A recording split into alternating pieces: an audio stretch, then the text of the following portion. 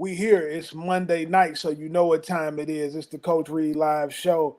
I have legendary guests on the show as always. Smoke Dixon, former Alabama Crimson Tide, and I'm going to tell you what, he's trying to grow his hair back, but the Crimson Tide just won't let him. It keeps on falling out, but he's trying to get back to it.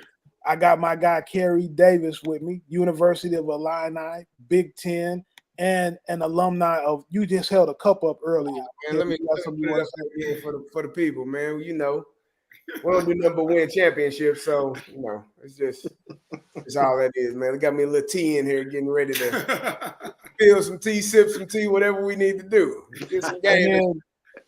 Hey, listen, and then he skipped out on us last week. Last week he was a no call, no show, but he's back. McDonald's All-American member and Adidas. He doesn't wear anything but Adidas now, from what they tell me. You know, after he got that big contract from the Three Stripes. Go ahead and show right now, man. You know what I mean, show the people what you got. Go ahead and show them what you got. Hold on. Just something like just a little running shoe. I had a little bounce. I was getting a little workout here, Reed. You know what I mean? All right. So we got Brandon Clay. We got Brandon Clay with us. We got a full deck today. A lot of big games in college football this past weekend. Smoke, I'm gonna start with you because we talked about this earlier today. Let's start right off the top with Oregon, Ohio State, the 12 men on the field, right? Does coaching matter? 1,000%. That 12 guys on the field just gave him what, 6 seconds off the clock, and Ryan Day not understanding that can happen, and Ryan Day having his own blunder at the end of the game. But coaching matters 1,000%. You see it on special teams, you see it on controlling those final 2 minutes and a half, first 2 minutes in the next half, and the last 2 minutes of the game. That's where Dan Lanning really put the hammer on Ryan Day in terms of executing what he needed to execute at a higher level than Ryan Day and his crew. And then you have your quarterback come out. Carey, you already know, man. If you're in the headset until the clock goes down to 15 seconds and there's 10 seconds left, the rule of the game is take 5 and slide and give us an opportunity to get this kicker on the field. If he misses it, at least we have an opportunity, but we can't go for 10 to 15 with the time running out. We don't have an opportunity to win. So to me, coaching matters 1,000%. And we'll get on later on what I think about coaching overall in general. But I think Ryan Day let those kids down in this game, not understanding situational football. That's just my take. Carey, you might have it different. Yeah, I think Ryan Day gets get the short end of the stick a lot. The man lost 9 games now in his tenure as the head coach of Ohio State. Mm-hmm. 3 of them to Michigan, I think 3 or 4 of them to Michigan, which matters there. But, 1 point loss at Oregon at night. The only takeaway I have is, like you said, clock management. You have to know how much time you got left in the game. He took too long in the pocket to make a decision to try to run. It was just a 2 or 3 seconds too late. You got to get out of there quicker if that's what you're going to do. And you got to understand how much time is left in the game. Those are instant decisions that are made that are, those are make or break decisions, but those are wild. Some people get paid a lot of money and some people don't get paid a lot of money, being able to make those decisions in an instance. But all in all, I don't think Ohio State played poorly. I thought it was a really good game on both sides. I thought, the Dan Lanning 12 men on the field, I thought that was interesting. If that's exactly what took place, I haven't heard that it was or it was not. But if you can, who did a really good job of that is Bill Belichick, understanding rules and understanding how to skirt the rules just a little bit. And until they change it, if it's in the rule book or if it's not in the rule book, we're going to take advantage of it. So I thought that was a really good thing if that's what he did, which to me, it looked like it was. But I don't take anything away from Ryan Day and Ohio State. I think if that game was played in Ohio State probably wins by, a field goal or a couple of points. Those were 2 really good teams, 2 of the top teams in the country, and on their home field, Oregon did what they needed to do to come out with the dub. Carey, just to kind of jump on what you said, like everyone is too tough on Ryan Day. Yeah, Ryan Day is 2-6 versus top 5 competition. Right? If you were at Illinois or if you're at Missouri, That's and crazy. you only lost 9 games. That's crazy. That's crazy. Hey, Oh, that's crazy. no offense to that. Go ahead, talk your talk, Smoke. It's good. Right?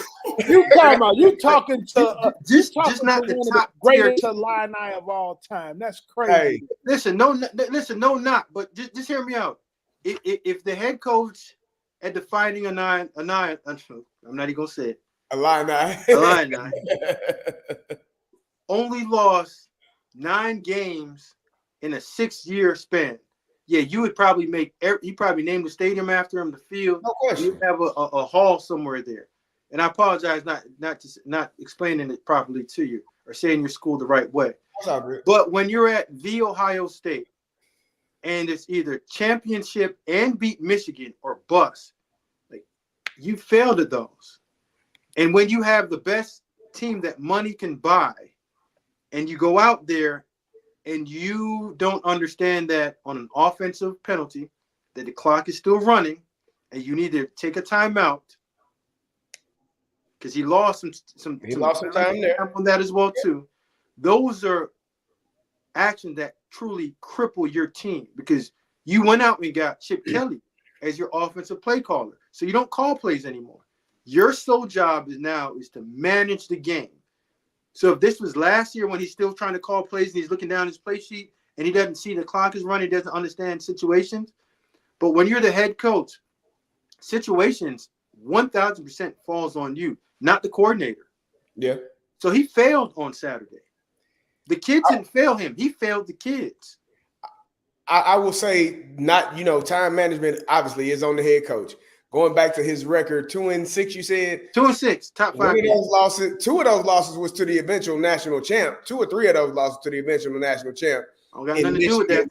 Georgia. He lost to Michigan twice. Michigan went to the Final Four 2 times. Bama.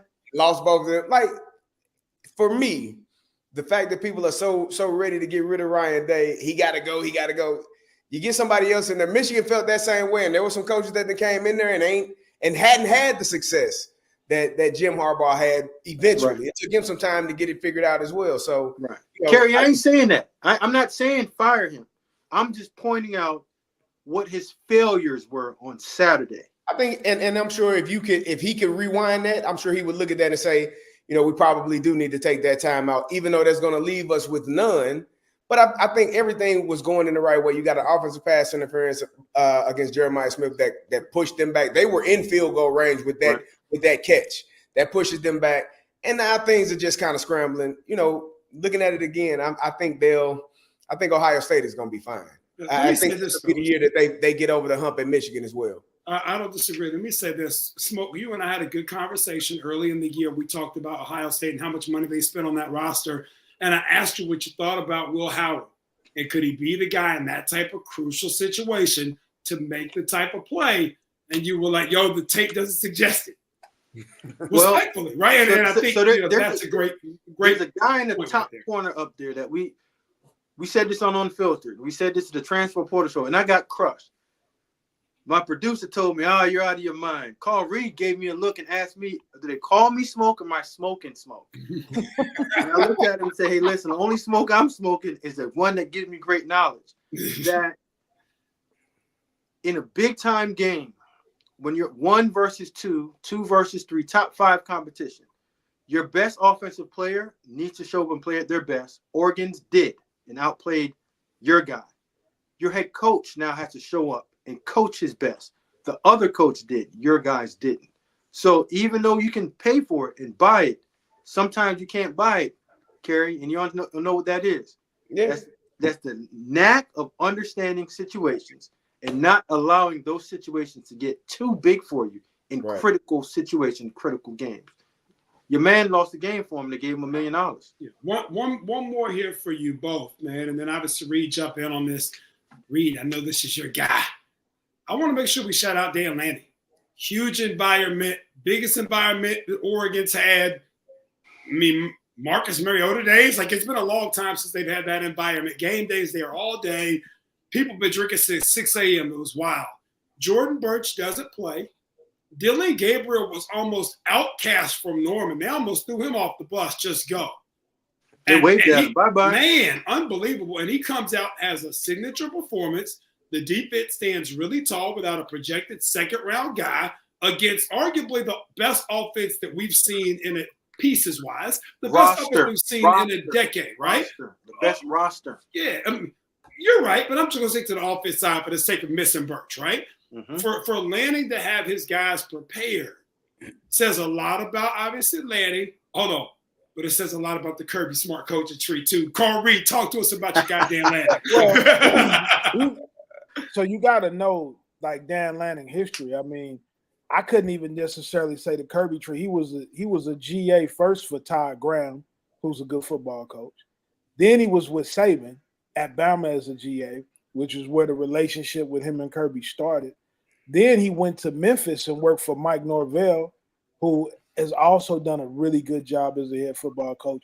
Then he got to go back to Georgia, with Kirby. So his foundation, his football foundation is really strong. And he's been around really good head coaches. You've been around Saban. You've been with Kirby. He spent some time with Mel Tucker, at Georgia also. So he's been around some guys. He has a very, very strong football foundation and is a total student of the game. When he used to come in to recruit St. Louis, he was always willing to talk X's and O's. He was always willing to help. A tremendous recruiter, a tremendous communicator, and a tremendous defensive mind, and has a lot of awareness on the rules of the game. And what he did in that situation isn't a surprise to me because he's worked for coaches that had that same type of mastery of the rules and the rule book, and just being able to see those things. So he's getting those things at a really young age here. I want to ask you this real quick, Carey, before we move on, and we're going to get into some of these fan comments because we got a little debate breaking out in the comments. But you're an old school Big Ten guy. How was it seeing Oregon and Ohio State in a Big Ten game from your perspective? I loved it. Like, I love USC, playing Michigan. I love seeing Penn State going to USC. Like, I love Washington going to Michigan and those. Like, I think it just grows the brand of the Big Ten, and it gives you, more stability, more name recognition. Like, all of these teams coming, those 4 teams coming from the Pac-12, I think it really just adds value. And then you got to think about it. Some of those teams, Pac-12 and Big Ten was always the Rose Bowl. So, it's not like there's no familiarity with that conference and those teams. So I think just adding them here to the Big Ten is a beautiful thing. I'm excited about it. I love it. And to piggyback one last thing off of Dan Lanning, he had same thing as you, Carey. He came in, recruited one of my kids, one of my D linemen is out there in Eugene, and man, he gave you his whole story, how he grinded and where he came from. And you start to root for a guy like that. Like, it wasn't a silver spoon, somebody in his family or somebody closely related to him got him a job as a DC. And he really grinded and worked his way up through the ranks. And, you can sit down and talk with this man and just really chop it up and have a real good conversation. So a guy like that, I'm rooting for. And, of course, I'm rooting for him a little bit more now for 2 reasons. He got one of my kids, but he's a Big Ten guy now. So, the best conference in football, right, Reed? Yeah. Listen, the SEC is the best conference in football. But one thing about it, Dan Lanning, he's not from St. Louis, Smoke, but he is from Kansas City, Missouri. So he still is a Missouri guy as well. Yeah.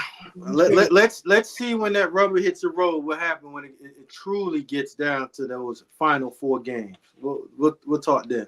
So we got a comment from Coach K. Stokes here, and this has become a debate in the room a little bit. Texas number 1 in the country. Oregon 2. Should Oregon be number 1 after they win against Ohio State? Did they do enough to take Texas out of the number 1 spot, Smoke? No. Reed, you watch Oregon those first 3 games barely beat some average teams. Texas is the best team from the beginning of the season till now in terms of consistent play overall. I think Texas is still 1. Oregon is a close 2, but they don't deserve it just because of what they did last week. I think it's a body of your work, and I think Texas' body of work is better than Oregon's. Brandon, do you agree with that? Do you think that Texas still stays 1? I do, and I think to Carey's point about the best conference in football, the SEC, Texas gets another opportunity this week to prove that is, obviously my favorite team, Georgia, goes on the road to see if they can't steal one. Definitely the underdog in terms of production. And Texas is in a great spot, man. What Sark has done, I don't want to say that it's monumental because there's so many resources there on campus in Austin. But it's one thing to have resources, another thing to be able to deploy those things and actually get it done. And he's gotten it done, whether it's Isaiah Bond, whether it's by Arch Manning and those guys buying him to take time for Arch's development, Quinn Ewers being willing to stick around. You look at all the different things that have to happen for what they're accomplishing now to actually be accomplished. Heck, the lineman, the Banks kid, I mean, they're loaded. Every position, there's somebody that's going to play on Sundays, and that's hard to do. And so you got to respect that from Sark. But obviously what Dan has done in Eugene is great. But again, the great thing about the best conference in the country, the SEC, is that every other week at least, you're going to have to prove it against somebody in the top 15. You're going to see Missouri. You're going to see Georgia. You're going to see Bama. You're going to see Ole Miss. You're going to see LSU. The LSU Ole Miss shootout was fantastic. Every other week, if not every week, you're going to see somebody that can literally line up and beat you. Whereas in the second best conference, you're going to see somebody every third or fourth week, and that's okay. So Reed, I'm an SEC guy. I'm an SEC guy. You already know that. But I don't think this conversation is that far away. Because who are the best two teams in the SEC? If you had to say right now, Reed, who are the best two? The best two? Texas, of course, it would be number one, and Georgia. Okay. And Bama's right there. I mean, to the win. No, they're not. No, they're not. No. Thank you, Smoke. Thank you. Man, after my own, I appreciate your honesty. No, they're Thank not. No, they're not. No, they're not. No, they're not. They're not better than Georgia, but they on any given Saturday, as a Georgia fan, it hurt my heart to watch us. We lost. It's fine. But on any given Saturday, that Bama roster can line up and beat you. No, they can't. That Ole Miss lineup, they can line up and beat you. No, they can't. They can't. Now, they might lose to South Carolina, but they can line up and beat you. Right. So hear me out. And this is why I say this is why I'm saying it. Right. Top to bottom, we all can't just walk away and say the SEC is just drumming the Big Ten anymore. Right. At the top, I think Ohio State and Oregon is better than the combination of Georgia and Texas. This is my opinion. Roster-wise, yes. Talent-wise, yeah, it's close. It's not that gone. The Tennessee team we just saw. Is Tennessee better than Penn State? No. But that sound you just heard, that's the Alabama alums kicking smoke out the group chat. Yeah, it's cool. No, but I'm not saying historically that, but this year there's a strong conversation. There's a strong conversation, fellas.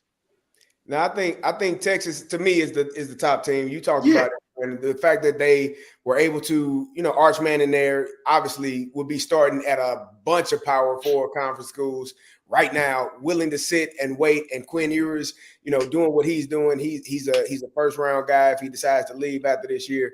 I think Texas is, despite you may look at they ain't played enough. I think they've done a good job with what they have, and I do think that they are loaded. And I do think the next three best teams are those three Big Ten teams. Like that, and that's how it's ranked, and that's my opinion, is how it is. You got Ohio State and Oregon playing in that matchup. That's a damn good. That's why I didn't have a problem with Ohio State not falling too far back, because you fly all the way to Oregon, out to Eugene, and you lose by 1 point. That's a hell of a football game on a neutral field. Yeah. Flipped. So, I mean, you just don't know. There's an advantage of playing at home. That's why you want to play a team like that at home. Right. But to your point, Smoke, watching Alabama, I can't say that they one of the top teams in the country just because they are Alabama, just because they have been Alabama under Nick Saban. This is a different team. This is a different – it's a lot of the players are still there, but that's a different running it. Hey, Carey, all they did was beat Georgia in the first quarter. Yes. Georgia bust them up for the next three. They did. So, I'm looking at some of these teams. I think the Big Ten, I agree with you. The Big Ten is right there. And we are, I do believe that they are one of the 1A in conferences in terms of who has the best teams overall. So I say this about Penn State real quick, though. I mean, I get it. James Franklin, fine. Aller, Singleton. The Warren kid has the game of his life where they lose to USC. Like, he literally matched his career production in a singular game. But respect, Stop that. right? Stop hold that. On. Stop. They beat. Hold on. Let me finish. They beat number 19 Illinois. They only have, as of today, they have one more ranked game on their schedule, and that's Ohio State, and they get them at home. If they can win that game, I'm all for it, right? But they literally have 2 ranked opponents on an entire schedule. That's how light the league is. That's not their problem. It is not their problem. But that speaks to the league. It speaks to how light the league. Y'all want to talk about Big Ten versus SEC? Man, everybody in the SEC got a number by their name. That thing loaded. Hey, or it can speak to how much bias it is for the SEC, because the SEC came in with more teams ranked than the Big Ten. The Big Ten has had to climb a bunch of their teams, Indiana, Illinois, climb into those rankings. Like the SEC came in, Ole Miss ranked, LSU ranked, Alabama, Texas, Tennessee. All of those teams but that doesn't mean that they are. That doesn't mean that they are. When it's all said and done, that doesn't make them the best teams in the country. Agreed. That's based off of what they have done, not based off of who they are and what they are going to do. The Big Ten teams that I just spoke about have come along and are now, like I said, you got 3 of them teams in the top 4 in the country. So let me throw a question out there to y'all real quick. Let me throw this out there. Is the SEC that competitive because it's loaded this year, or is it competitive because there's a lot of mediocre teams competing in the SEC and the teams are more evenly matched because it's not a dominant team? Smoke, what you think on that? Yeah, there's one big elephant that's left the room that now the conversation is swinging to the Big Ten, and that's Nick Saban. There you go. He's not down in Tuscaloosa drumming up that machine like he was before. And if Nick Saban's at Alabama, we're not having the conversation because we're saying Bama is dominant. Georgia just maybe have lost to them. Georgia's dominant. Texas is dominant. We're not having that conversation. So they'll have a strong 3, and I'm believing that the rest of the world would say, yep, it's the SEC again. Now, I don't know if it's because it's not because of talent. To me, it's a lot of the combination of talent and coaching. There are more players that's been spread out just because of NIL and the transfer portal and recruiting. And if I'm a young man that wants to get some notoriety and I want to be in front of the TV, yeah, I'm going to go play in the Big Ten because I got the East Coast, the Midwest, and now I can go out West and do my business out there too. In the Southeast, you only got one market, right? So I think that's changing the landscape of it. And when we all came into the season, we thought that Ole Miss, just because they had that transfer portal winning of signing day, that we thought that was going to turn into a dominant team. But we're seeing it again, like, no bueno. It ain't it. You see what I'm saying? So hit on your point.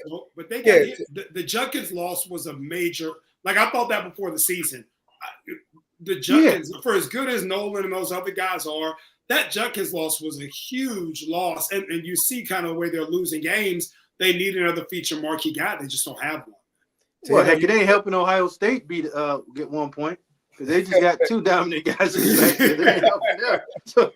I think you hit a good point when you talked about the markets. You talk about LA with USC and UCLA. You talk about Chicago with Northwestern and Illinois and really, Michigan. You talk about New York with Rutgers and Penn State. Like, all of those are the 3 main markets in the country, and you're hitting in all 3 of those markets when you're in the Big Ten. Like, that matters. Like you said, if you coming from Rutgers, you go play out in LA, like, you're being seen all over the country. So for me, the brand of the Big Ten has shifted by going and getting those Pac-12 teams and adding that LA market into what you got going on. Like, you got more eyeballs watching Ohio State and Oregon than probably would have in the past. So for me, I think the Big Ten has done something that is spectacular with adding those Pac-12 teams. But guys, we gotta still keep in mind, Carey, Smoke, and Brandon, that the reason that the SEC has been seen as the superior conference is because year after year after year, the SEC has dominated the national championship conversation. I don't know. Just period. I mean, Michigan snuck in there and won one. Ohio State jumped in there and won one. But you've had Alabama win multiple. Georgia won multiple. LSU won multiple during that run. Auburn won a national championship. Urban Meyer won 2 at Florida. Like, you had multiple teams in the SEC How far Carey, back we going? Carey, you got multiple teams in the SEC. I wonder what the timeline is. You going back to when we was in college. How far back we going? Let's not talk about when we. Hey, make my point clear. I just want to make sure. We're not saying that the SEC historically it's been the SEC. We know that. We're talking about Monday, October 14th. What is it right now? And we all can't walk away and say slam dunk SEC. It's a conversation, and it's a tough one. Here's my final point to this. Penn State, right? I agree with Ohio State and Oregon. And Penn State's going to have their opportunity in 2 weeks. Yeah. When is the last time? Stay with me now. I got a question. We are 6 weeks into the season. When is the last time that a team has been number 4 in the country with a singular ranked win over the number 19 team in the country? That's Penn State's only ranked win. They're 6-0. They have one ranked win, but we have them at number 4 in the country. They barely beat an unranked USC team on the road. Can we give them credit for that? And this is a question. Again, I'm not even trying to phrase it in a way. I'm just asking. You guys do a great job, Smoke, to the Will Howard discussion before the season, right? I trust your eyes. I trust your judgment. I can't think of a team in recent memory that's been ranked this high that hasn't had a signature type of win, an Oregon or Ohio State win, right? That didn't start high. They've ascended, but I don't know who they've beaten to ascend. Talk to me. And then they're undefeated. And here's the reason why the football mind will say Penn State. What James Franklin did this offseason of hiring Andy Kotelnicki as the offensive coordinator has taken them to the next level. It's doing a great job. When was the last time that you saw Penn State with this much variety in their offense? Like they challenges you vertically in the offense in the pass game, horizontally. They challenge you in the run game with 2-back, quarterback runs. Now they make you even go to unbalanced sets. So as a defensive coordinator, you can't just go out there and say, oh, they're going to come in 12 personnel, 2x1, 2x2, 10 personnel, 3x1, and this is what they're going to do. You have to come out there and identify who are the eligibles. You saw it on that touchdown by my man Warren. And you better put some respect on his name. He is a talented tight end. The boy can ball. You just don't look at it and say, well, he only got a name on his jersey. It's Penn State. He can go. He can go. I'm going to tell you this, Smoke. The thing is with them, what you just talked about offensively, they can come out in 10. They can be in 11. They can be in 12. I've seen them in 22. They run in zone scheme, gap scheme, pin and pull scheme. They run an RPO.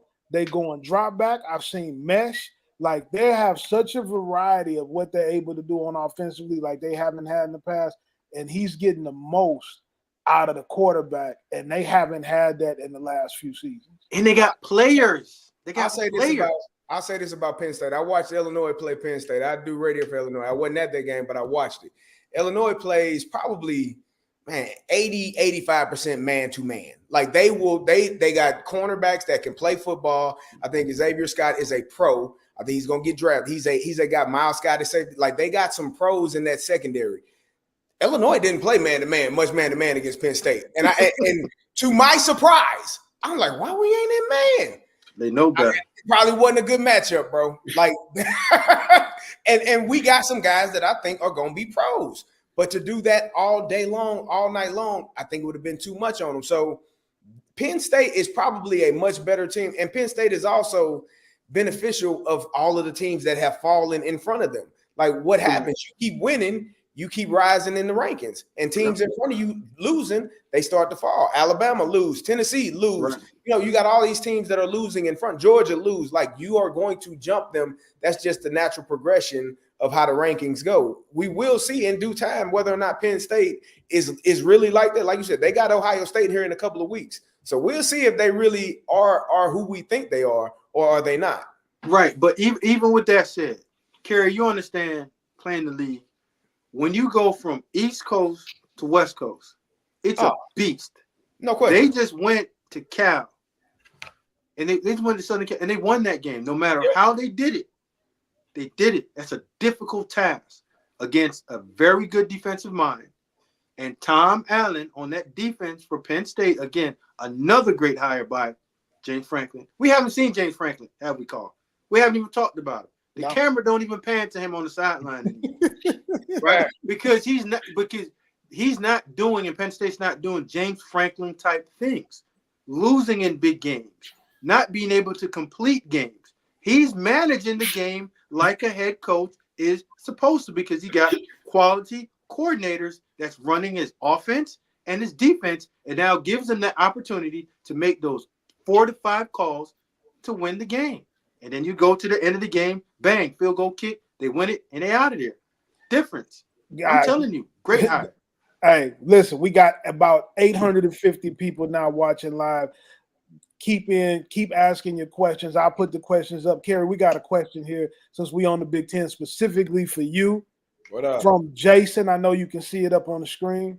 Carey, explain how is Michigan only a 3-point favorite against your Fighting Illini this weekend? It seems like Michigan is going to run for 400 yards. Ooh, boy. They just took a jab at you. Now, I will say this. On the set. Nah, I will say this because I just talked about Penn State and their passing game. They didn't go off in the passing game against Illinois. They did in the running game, and up front we had a little bit of issues. Like that's the one thing that concerns me about Illinois is whether or not we're gonna be able to stop the run. If we can stop the run, I like Illinois all day. That 3 points ain't enough. Like good luck. I think we can cover whoever in the passing game. I don't know that Michigan is going to be able to pass the ball effectively. So what I think that, watching Illinois, watching them run the football, not have turnovers. Luke Altmaier has played really well this season and not turning the ball over for the most part. He had one in that Penn State game. But I think that they've done a really good job of doing what they do well. Barry Lundy, the offensive coordinator for Illinois, has done a really good job of getting their players the ball in space. Pat Bryant, I think, is another guy that is a pro, a guy that goes and catches the ball, has a huge catch radius, and makes plays. Carey Franklin is the leader in touchdowns and receptions in NCAA right now, the active leader. He has done a great job, transferred in from Ole Miss. Didn't get much playing time there. He's done a great job this year. Illinois has the potential to be a really good football team, and I know people haven't seen enough of them. You might have saw that Penn State game going to Happy Valley. Let me tell you something. One of the hardest places to play in the world, in my opinion. You look out in Happy Valley, it's like a spaceship. It's nothing else. It's out into the abyss. It's nothing there at nighttime. You can't even see nothing. So that's a tough game to play. We lost by a couple of touchdowns. Michigan, to me, if they can run the ball well, it'll be a good game. If we are able to shut down the run, Illinois by a touchdown plus. That's just my opinion. That's not me speaking from my Illinois sunglasses or rose-colored glasses. That's me telling that Illinois has a good enough team that if we can stop the run with Michigan, Illinois will win that game. Fair. So listen to this, guys. I'm watching the Florida-Tennessee game. Florida been having a rough season. Week after week, people come on and they attack Billy Napier. People are saying they want him fired. My question is, I'm watching the game. Florida scores at the end. I thought they should have went for 2. They end up kicking it, losing in overtime. Smoke. Would you have went for 2? Reed, you know what I'm going to say, bro. It's a fatal flaw when you lack self-awareness. Napier lacks self-awareness, bro. He's a dead man walking. He's out of there. There's no chance for you to get hired or sustain that job or get retained as a head coach at Florida unless you beat Tennessee. Your team is not good enough to go into overtime with Tennessee. I'm going for 2. I'm getting fired anyway. It's like going to casino, Carey, with house money. Listen, I'm betting that, double that, hit that. I'm doing everything because I know I'm already out of it. What are you trying to coach for? You already coached your team to the best scenario that any one of y'all thought coming off that bus. Listen, let's double down. We're going for it. And I'm going to give you trips right, sprint right option with that quarterback with the ball in his hand with the opportunity to run with it. I'm going for it. I can understand that viewpoint and being on the road versus being at home because, Kelly had to make that same decision down in LSU. Was he going to go for the 2-point or was he going to kick it and go into overtime? And they went into overtime and they won. And so it's different. I think it depends on your team. Like you have to know, Brian Kelly said we worked so hard to get back into that game. I could not just go for 2 and not win that game and end up losing that game. We worked too hard to get back into that game. Yeah, real coach. Real coach. You understand your team. I think it's a difficult, like for me, bro, you go for 2 there and you don't get it. You're getting fired anyway. Yeah, but if I don't, you say that. But if I go into overtime and I win, then I feel a little bit, life is a little bit different. Your starting quarterback that you chose, regardless if the backup is better, is out.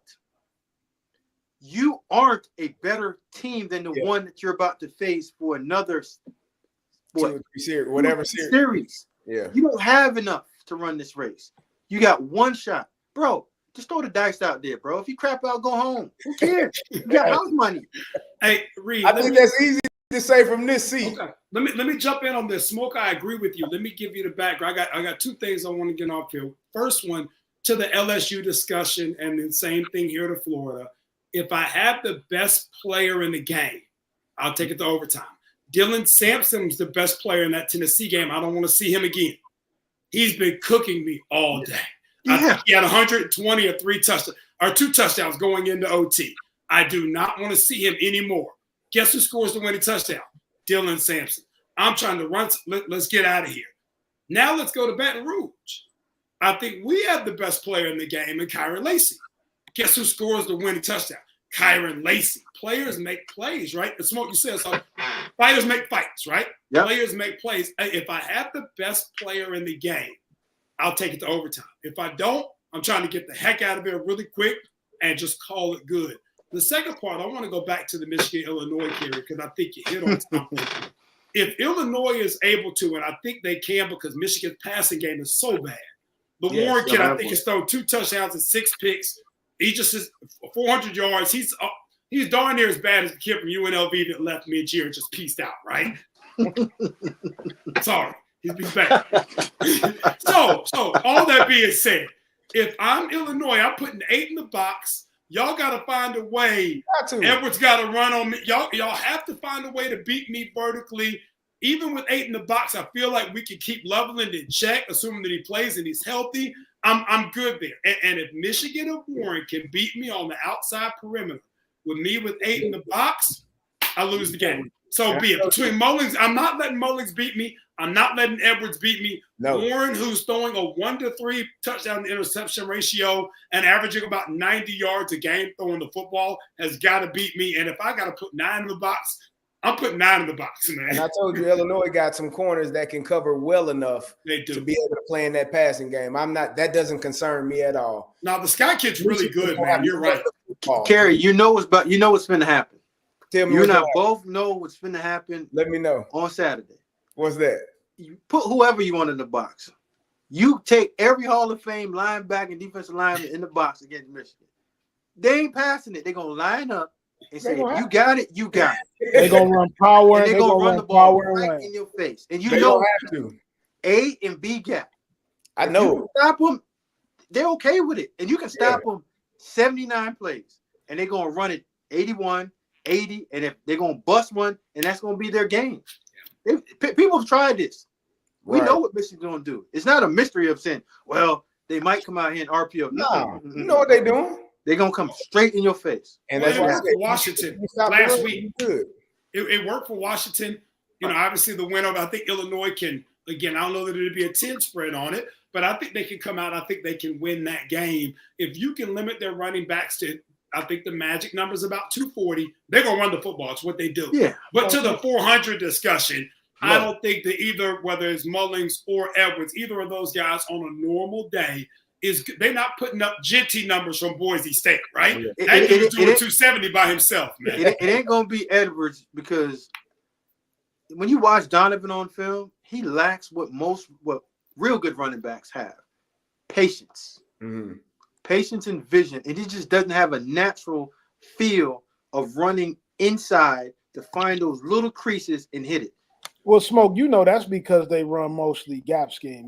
They're not a zone run team. They're a gap scheme. Even on gap schemes, you still gotta allow those the pullers to time it up to hit just right because the linebacker is mirroring you. Yeah. And when you jump out of there, you make Carey's block tougher because you're running him away. But if you stay tight on Carey and hold it, Carey's gonna take you right through him. And once Carey makes contact, then you cut. But if you cut before, yeah, I'm a linebacker. I'm scraping over top, and I'm coming. I'm busting your face. Listen, Carey, you should turn around, and look at me like, bro. I done cussed out many of running backs for making poor decisions. Hey, don't go there no more. Hey, well, listen, Carey, you know when they don't run that power path right, it messes up your spider 2-wide banana when No question. I got to get out there. Baby, don't mess up my money. Yeah, it messes that spider. That spider 2-wide banana. That makes Carey upset.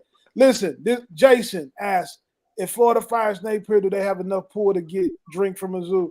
No, Drink's not going to go to the Florida Gators. And why would he? He's at the University of Missouri, man. Florida Gators are in shambles from an NIL standpoint. They haven't decided yet that they're going all in with NIL. So I don't see a scenario where Drink would want to go down to the University of Florida and compete with the likes of Florida State, Miami, UCF. USF is having a good run right now. When you are the flagship school in the state and you're the only show in town, and he has that at the University of Missouri, I don't see that at all. And the fact that here in Missouri, about this, Reed, the fact that they can get them boys that NIL money much sooner.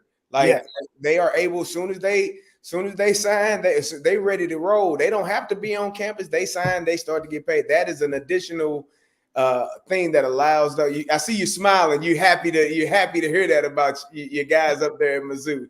It's just one of the benefits, man, that's really helping them with this NIL, keep these kids in state and really make a push for them. Well, Carey, since you were a traitor of the state and crossed state lines to go play at Illinois and you refused to play for Missouri, you need to go talk to the legislation in the state of Illinois so they can get them some of the same benefits. But you are a Missourian, even though that you made the decision to go across the state. At least we got one on this line. The other one from Detroit, Michigan.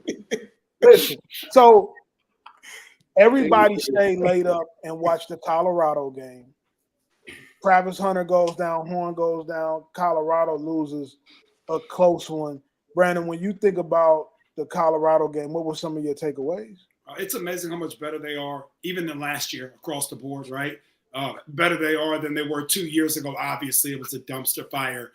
To be able to continue to compete. And K-State's good, right? Like, I don't know if they have a lot of signature guys that will play on Sunday. I think that might be a little extreme of a statement. But that is a good football team, right? You talk about teams that deserve to be ranked. They're different, Carey, but the same way that I like watching Illinois play football, right? They got dudes that can play, man. That's a game last year. They lose by 30 going away. The minute Travis and Horn are no longer able to play in that game, how good was Sanders down the stretch, right? You talk about another year of progression from him. That's a game last year where he gets hit late in the third. He just basically checks out, like, I'm tired of getting hit. Mm-hmm. Travis ain't out here. I'll see y'all later, man. I'm going back to the locker room and I'm gone. So I thought there were a lot of good takeaways from a team that is on the verge now of being bowl eligible and should be able to be on the right side of 500 when the season comes. You talk about building a program, and obviously it remains to be seen whether Deion chooses to continue to build Colorado after Travis and Shedeur are gone. But there are at least pieces there now where you don't look and you're like, you and I had a conversation before the season, and a game like that, again, 12 months ago, that's one of those nights where you're like, Deion has to leave. A game like that 12 months later, without Travis, Shedeur still plays really well. There are a couple pieces away from Colorado being a legitimate year in and year out contender inside of a Big 12. Should Deion Sanders choose to stay? He's the face of college football right now. It's literally him and Nick Saban. Only one of those guys is still coaching actively, right?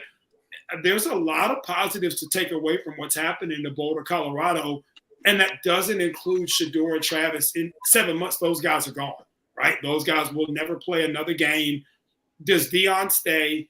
Can he stay? Can it be somewhat sustainable? And I think Saturday night, for as tough as that was for them, speaks to the fact that there's at least a chance of sustainability out there. I thought it was inside of a loss, no moral victories, but I thought it was a good night for the other guys, not named Travis Hunter and Jimmy Horn. How about that? When I look at the Colorado game and in the breakdown of it, and B, you said dumpster fire a year ago. I can't agree with you on that. And 2 years ago, before Deion. So he said before Prime got before Prime. All right. Yeah. even when I go back to last year's team with the 4-8 record, Travis Hunter missed 5 games, right?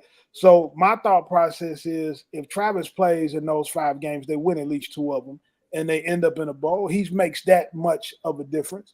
But what you did see differently out of Colorado this weekend, not only did Hunter go down, then Horn, the number 2 receiver, went down. And then Miller, who's the number 4 receiver, he goes down with a broken ankle. And they still competed. They still had a chance to win at the end. I was talking to Coach Prime on Sunday, and a lot of people don't realize Chris Kleiman at Kansas State has done an incredible job there. He won 5 FCS national championships as the head coach at North Dakota State. K-State 2 years ago won the Big 12 and was playing Alabama in a New Year's Six Bowl. So you're talking about a good program that has consistently put pros in the National Football League. It's a pro development program. They do a great job running the ball. We talk about Michigan's run game on here a lot, but the power O run game that Kansas State has, Connor Riley's the offensive line coach there, who does an excellent job with the way that they develop offensive linemen. So you lost to a good football team, and you didn't see Colorado impose. You saw them compete without their top guys. They were still competing and trying to find a way to win, and you lost to a good football team there in the end. You know, so from that standpoint, when I think about the Colorado K-State game, that's my takeaway. The key is going to be going into practice today with it. They practiced this morning, getting ready for the University of Arizona, and getting those guys, getting Travis and getting Horn back on the field. Because in the game against K-State, they needed Travis more defensively than they needed him offensively because they gave up some of those big passes at the end, and Travis is able to defend that. So that's my biggest takeaways from the Colorado game and from what I saw. But the team is night and day from a year ago, and they got a lot of guys in there competing. I would give like K-State some credit. I thought when they got smoked, I watched that BYU game a couple of weeks ago. I was like, oh, this team is done. Like BYU smacked them boys in the mouth quick, early, fast, and often, and it didn't even look good. Like they gave it to them. And to see K-State come back and play, that is a really good team. Like they are well deserved of where they are ranked in the country right now. They play hard. They don't have no quit in them. They're not a soft team at all. The other takeaway I had is, man, Shedeur Sanders is the real deal. And I say that because there are some things that you cannot teach. And one is mental toughness and physical toughness. That young man stood in there. I watched him get smoked. They brought more than they could block. And you know, like I know, sometimes it's on the quarterback to get the ball out, receiver, get your eyes around. That young man stood in there, took the shot, got smoked, got up, complete pass, let's go. There is a level, there is something about in this game where it's nobody to help you. It's you against you. It's you against the man that you playing against. And sometimes you're going to beat a bear, and sometimes the bear going to get you. And you get smoked, and you got to get up and go do that again. That's something that is not able to be taught. You either have that innately in you or you don't. And as a football player, when I see a young man get hit and don't blink, don't budge, get up and get ready for the next play, that man can play with me. We can be on the same team any day of the week. I would coach him. I would work with him. I would play for him, play next to him. Like that's a person that you want on your roster. And when I saw that, I know, yeah, that's a young man that's going to have a long career in the NFL because he doesn't have any fear or any doubt in him, and he's going to make a play regardless of what he's facing. Reed, my takeaway from the game is Shedeur Sanders is the best quarterback. If the draft was today and I'm a GM and this is all that they have right now, their resume, I'm taking Shedeur Sanders as the number 1 quarterback right now in the draft. And you know me, I didn't feel this way about him even up to last week. But when I saw and what he did in this game of throwing with anticipation, making those middle of the field reads in terms of understanding that I am going to get my face rocked off. And I always say, if I can see a quarterback take a cinder block coming at their face and only about an inch away, then move to throw it, you have pocket toughness and pocket awareness. And his ability to hitch in the pocket, get small, come out big, find target, and throw on time, hit you in that hairline for you have the ability to run. I haven't seen a quarterback this year do that consistently in the pocket. I've seen Cam Ward run around and extend plays and do it like that. But in terms of playing from the pocket, last week was the best game I've seen Shedeur Sanders play. And if that's his last game in college, listen, whoever's taking that first quarterback need to have him in consideration. Well, I'm gonna say this. I'm gonna say this. Go ahead. When I've said that he is the best quarterback in the country, of course everybody says, well, Reed Prime is your boy. I've been at Colorado so much. I've been at Jackson State, and to watch the way that he prepares, anything he does doesn't surprise me because I have seen him practice. I have seen him train. I've seen him work with his coaches. I've seen him stay out on the practice field 2 hours after practice is over, working on one throw or working on one read that they didn't get right at practice. So to me, every time I see him go in the game, my expectation is that he's going to deliver in those moments because I see him prepare for those moments over and over again, and that's kind of where I am.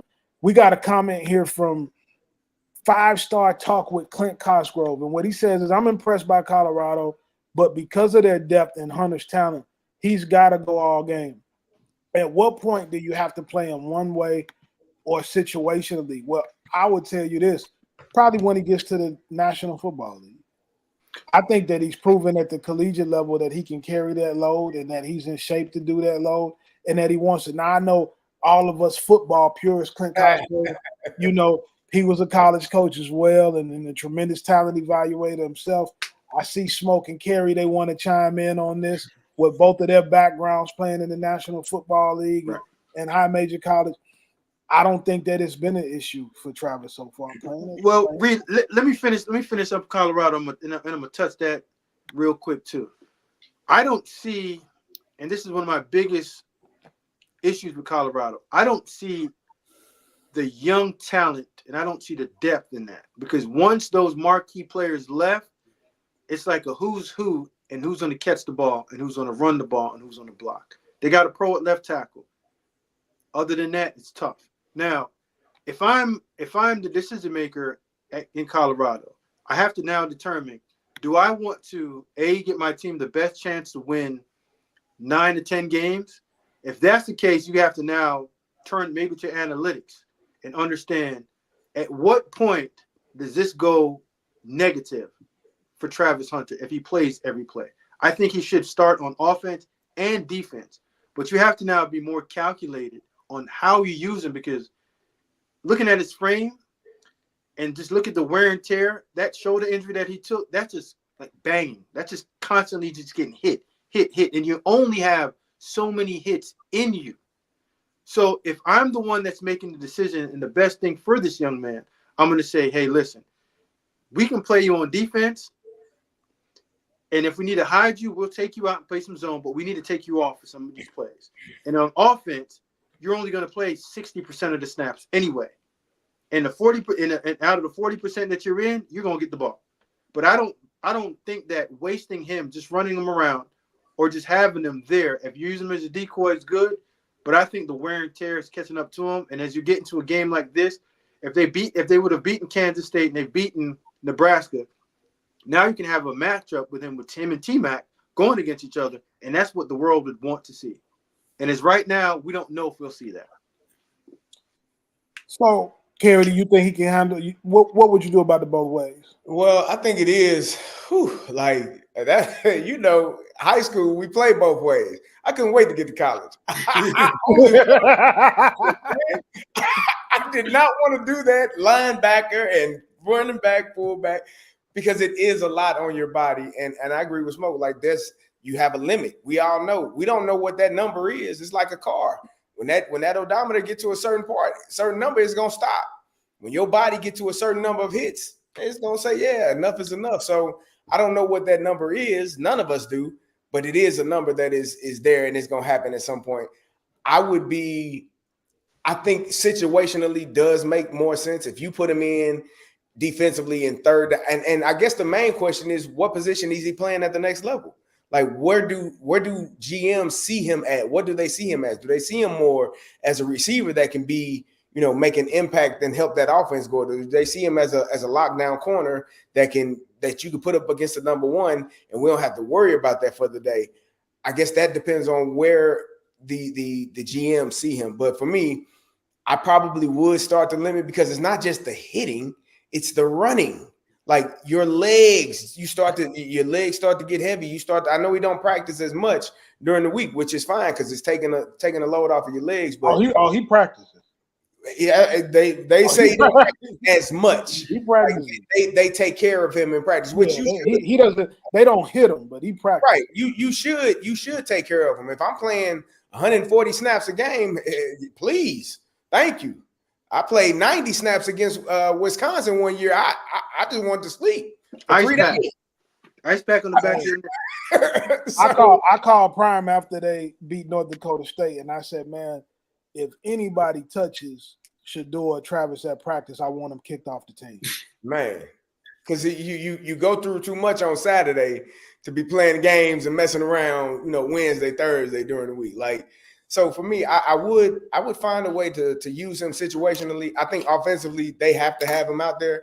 Defensively, you can find, certain down and distances is runs. I don't need him in there tackling running backs every.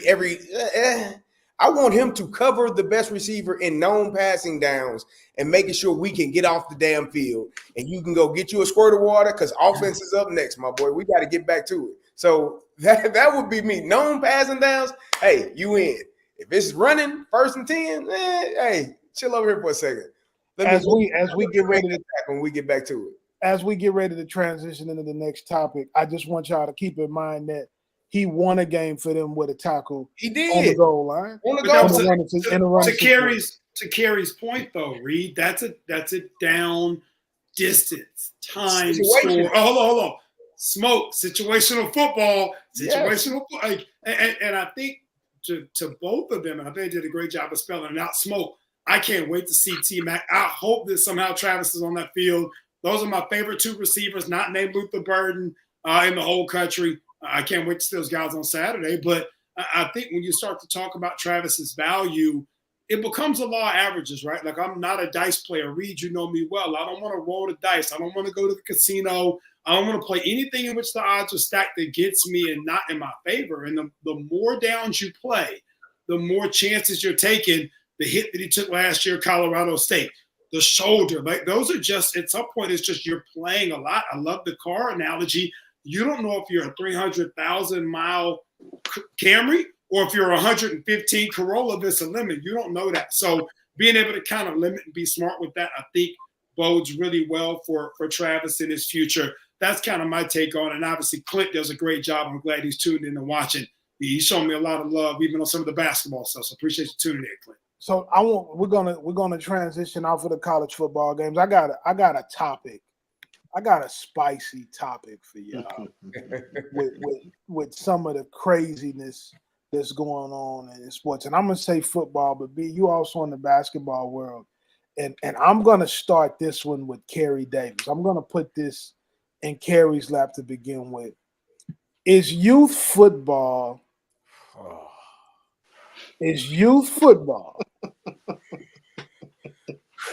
Are we out of control? Coaches, parents, have we lost all control of what's going on in youth football? 100%, man. Carey Davis. I don't know the areas that you all are in, but we got youth football programs playing 25, 30 games a year, man. 50 games.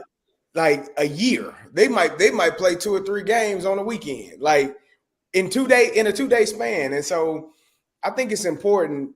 Number one, I'm gonna go to parents. Number one, you have no clue what your 7-year-old son is gonna be in 5 years. You have no clue what he's gonna be in 10 years.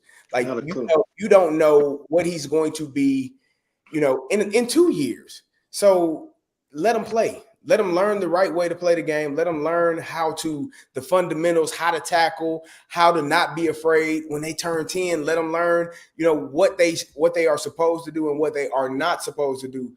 And I know they got all of these rankings. My son is the number 1 receiver, the number 1. That don't mean nothing because everyone's body changes as they go through puberty.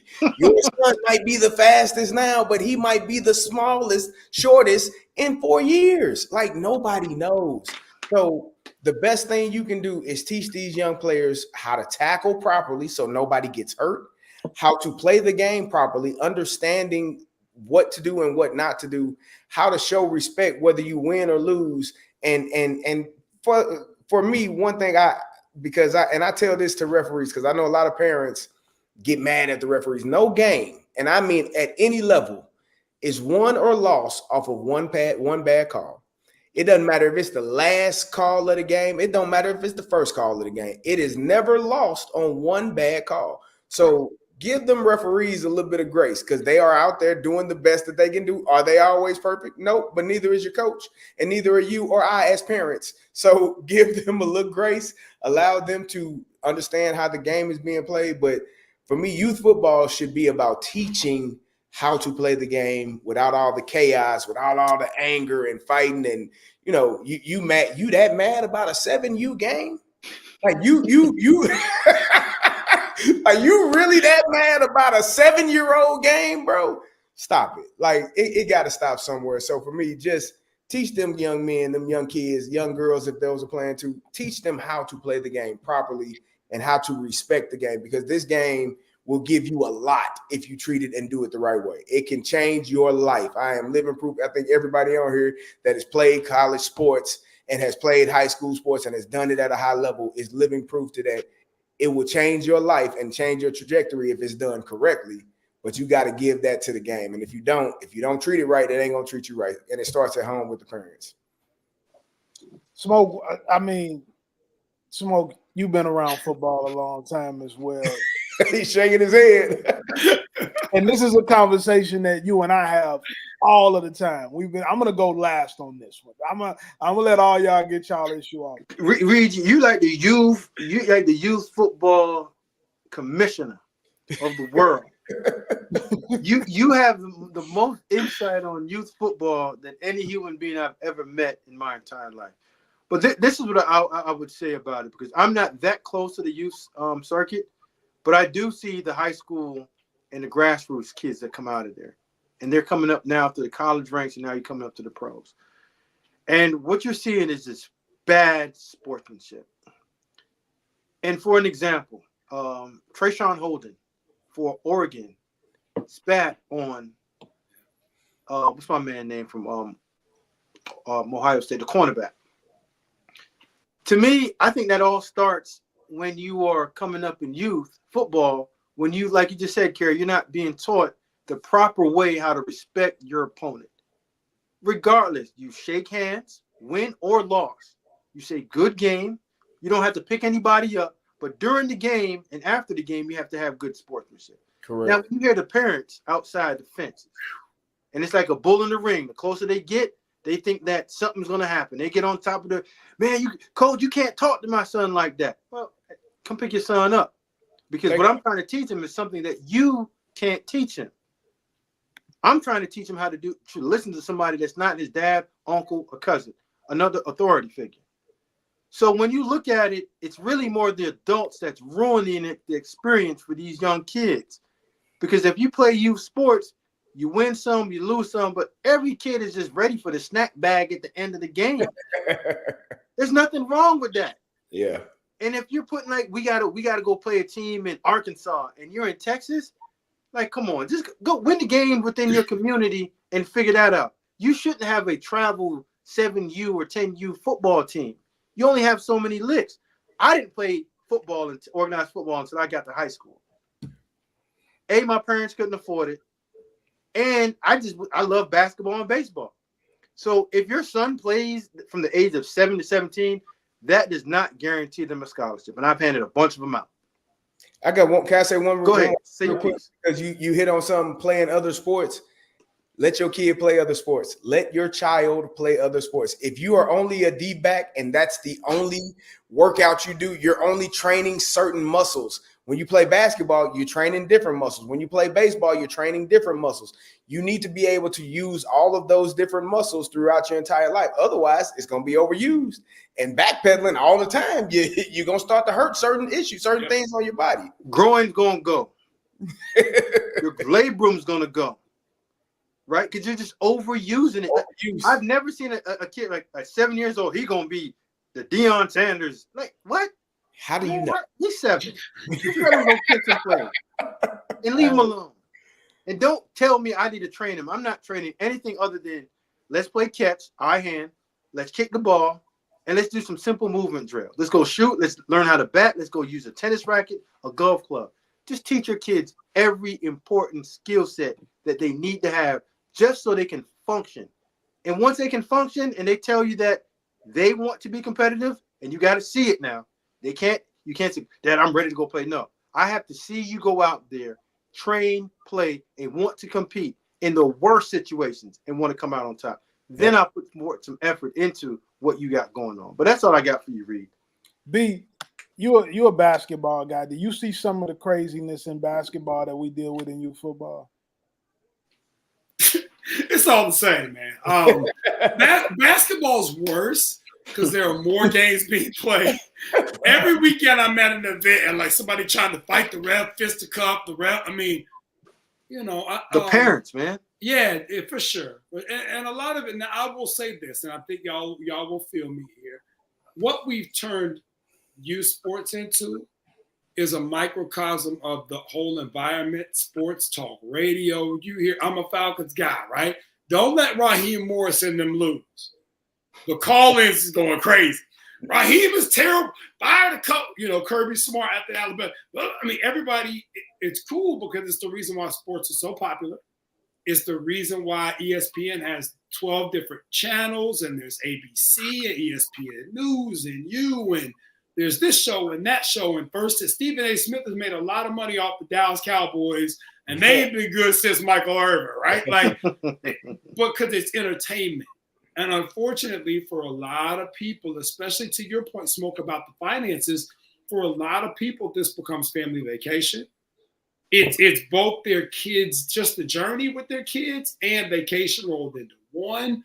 So I think there are a lot of different underlying factors to it. I agree about the 7U stuff. I'm going a level deeper here as to why we're getting a lot of the hostility toward the officiating, toward the other parents. People are spending a lot of money in these spaces.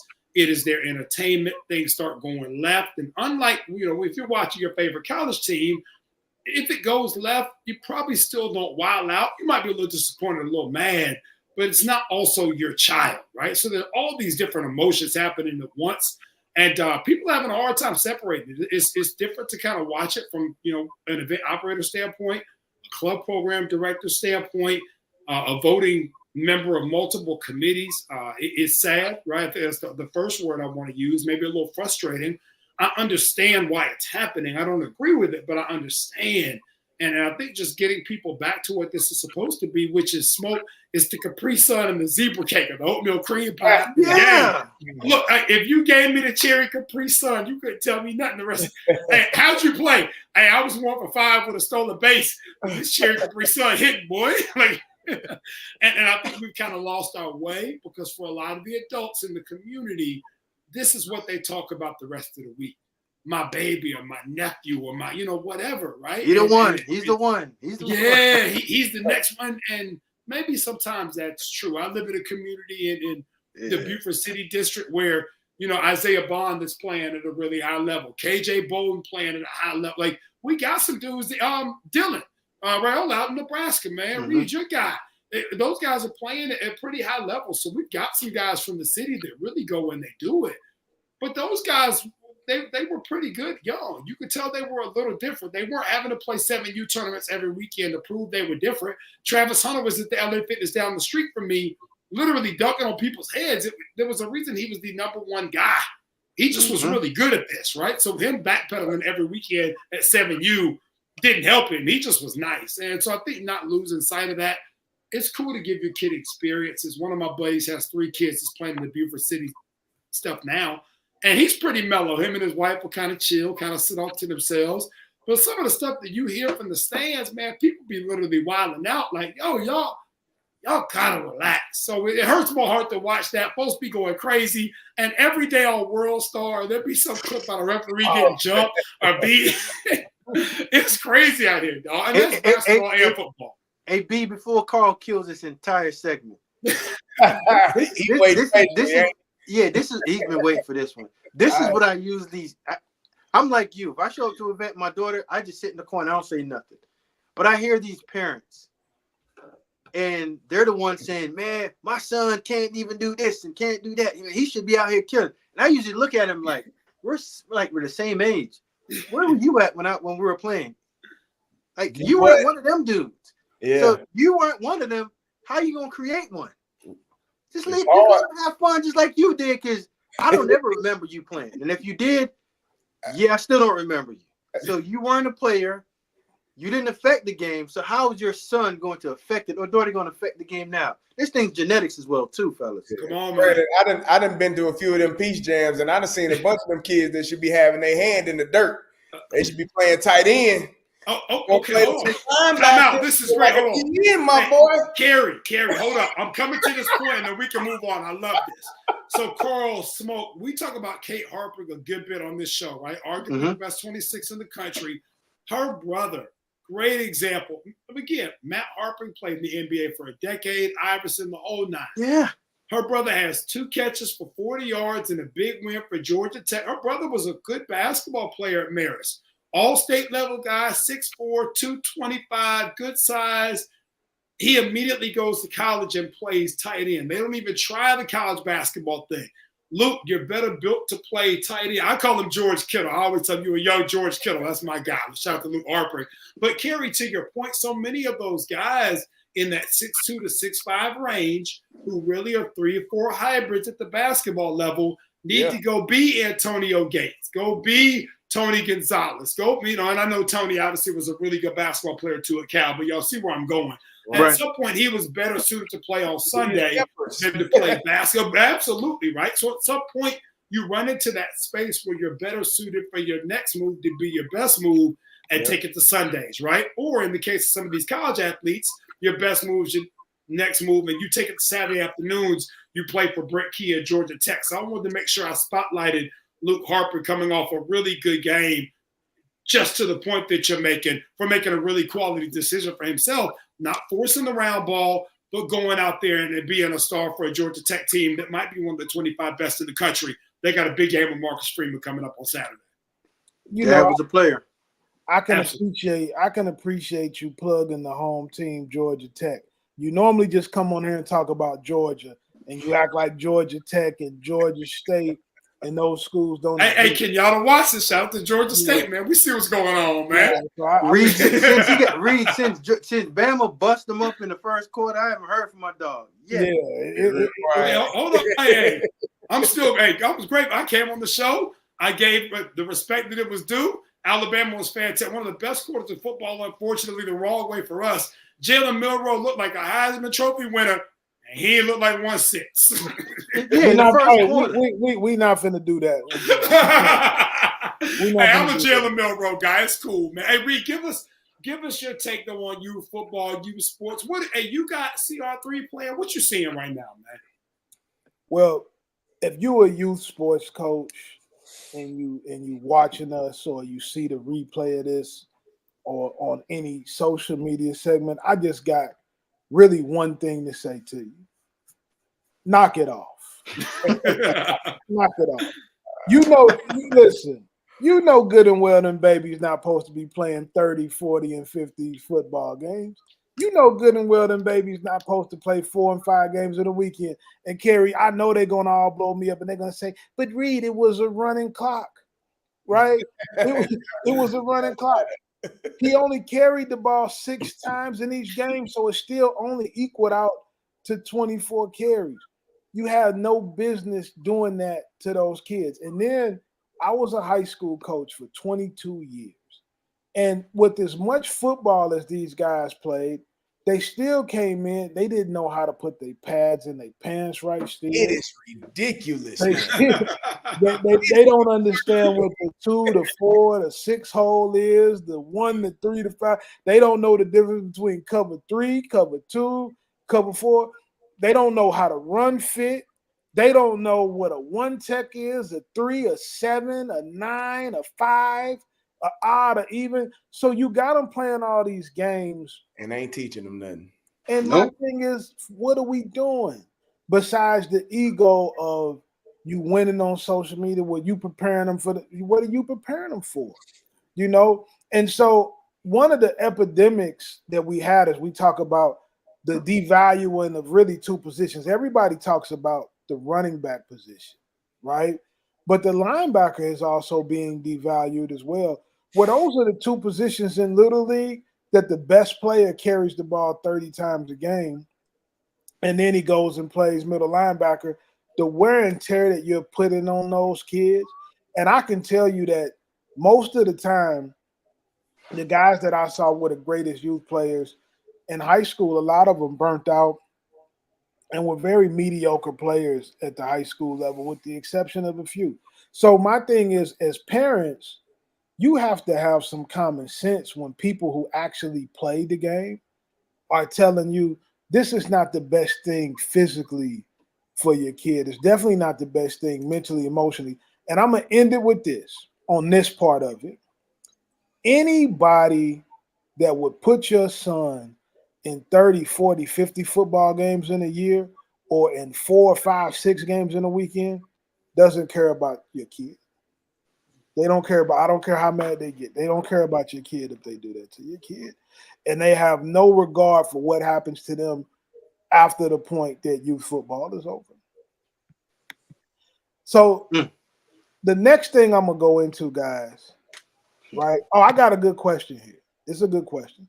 A guy on Instagram that's watching us asked, is flag football a good alternative? So I'll start this and then I'll put in smoke and Carey. I think it is, because if you're talking about going to college, football is one of those games that you really could go in and play as a 9th grader, as a 10th grader. I had a kid that was playing soccer up into the 11th grade, and he came in as an 11th and 12th grader and got a Division I scholarship. Football is still one of those sports where you can do that if you got height, length, speed, your ability to run around.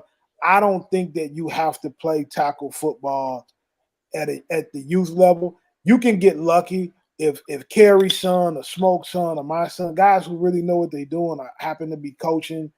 You can get lucky and find the right group. There are, and I don't want to disparage everybody, there are some good youth football coaches out there that take care of kids, but the overwhelming majority they're not. And I haven't even gotten into the fights at the games, the shootings of coaches, the shootings of parents.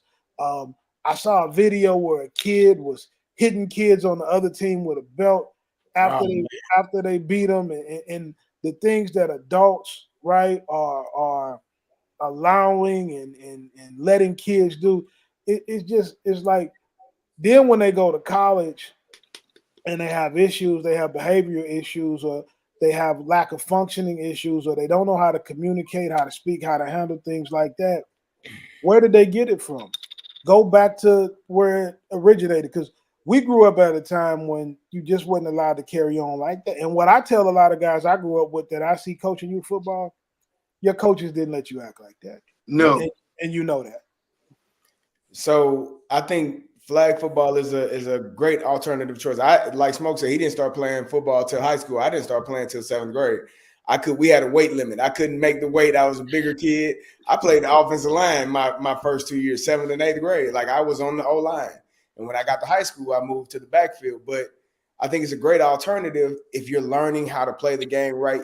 There are things that you do in flag that you can carry over to regular football. How to form, how to fit up, how to pull the flag properly, not just running around, wildly and pulling flag, but actually fitting people up and forcing, keeping them same leg, same shoulder, like doing the things correctly when you're fitting up on the tackle. All of these things can translate into regular football. And also the pass catching, running routes, being a passer, knowing how to throw the ball and when to throw the ball on time, on target. So all of those things can help you with flag football. I think that's a great alternative. I have had people ask me in the past, because I got kids that I coached for 6 years. I just resigned last year. I've had parents, well, what he got offers off of his flag football tape. No, ma'am, he probably does not. I'm sorry if that's what you believe, but in order to get an offer that is going to be official and be real, he gonna have to put some pads on. He gonna have to show up with some pads on and some game film, because that is what it's going to require if you want to play at Michigan, at Ohio State, at Alabama, at Illinois. Like, if you want to play that level, you have to put some pads on to show somebody you can take a hit or give a hit. and get up and go do it again. So I think the flag football alternative is awesome, especially for younger kids that love the game, that are learning the game. And again, we talked about saving those hits, saving that mileage on your body. It limits that. It allows you to learn the game properly, play the game at a high level if you're able to, and not have to take those hits until it's really time for it. Reed, this is what 7-on-7 done for the whole entire for the game of football. We're seeing the best crop of quarterbacks come through right now because they've thrown so many balls.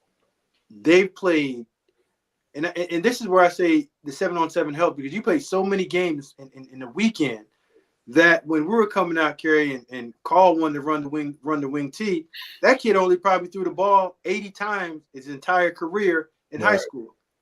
So now you're seeing where the Shedeur Sanders, with the Dylan Gabriels, with the Quinn Ewers, the Carson Becks, those kids have been playing since they were 10 years old, throwing every single route, understanding what timing is, understanding how to throw with anticipation, touch, have poise, understand what the pocket feels like. There aren't players in there, but you understand how to move and navigate and use your eyes to manipulate the coverage. Now you flip it on to the receivers. Receivers are running NFL caliber routes. They're catching balls. The more you catch, the better you get. The more routes you run, the better understanding that you have of the passing game with warm bodies around you. Yeah, you're not going to get hit, but most of the time, the contact when we used to play coming across the middle, getting blown up, it's already gone anyway. They're playing flag any daggone way. And then when the DBs, you're covering so much, you're now understanding how to cover, how to play the ball in the air, understanding what cover 3 is, what cover 3 match is, what one lurk is, what cover 2 is, what 2-man is, what cover 6 is. So it's advancing these young people's concept and understanding of football at a higher level. So I would say, yes, do as many 7-on-7 that you can possibly do, with the understanding that at some point, like you said, Carey, those pads got to come on. And when they come on, you'll be at an advantage over everybody else because you understand the fundamentals of passing, catching, defending the pass, understanding pass concept as an offensive player, and understanding how to play pass coverage as a defender, linebackers, and the secondary players. So, guys, I want to go into something else.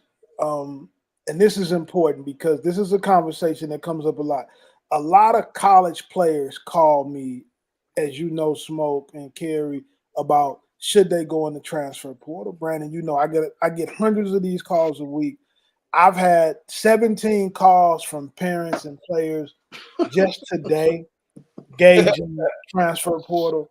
And I'm gonna start this with Smoke, because for you guys who are just joining in, guys, we got 1,400 people watching us live right now across all networks.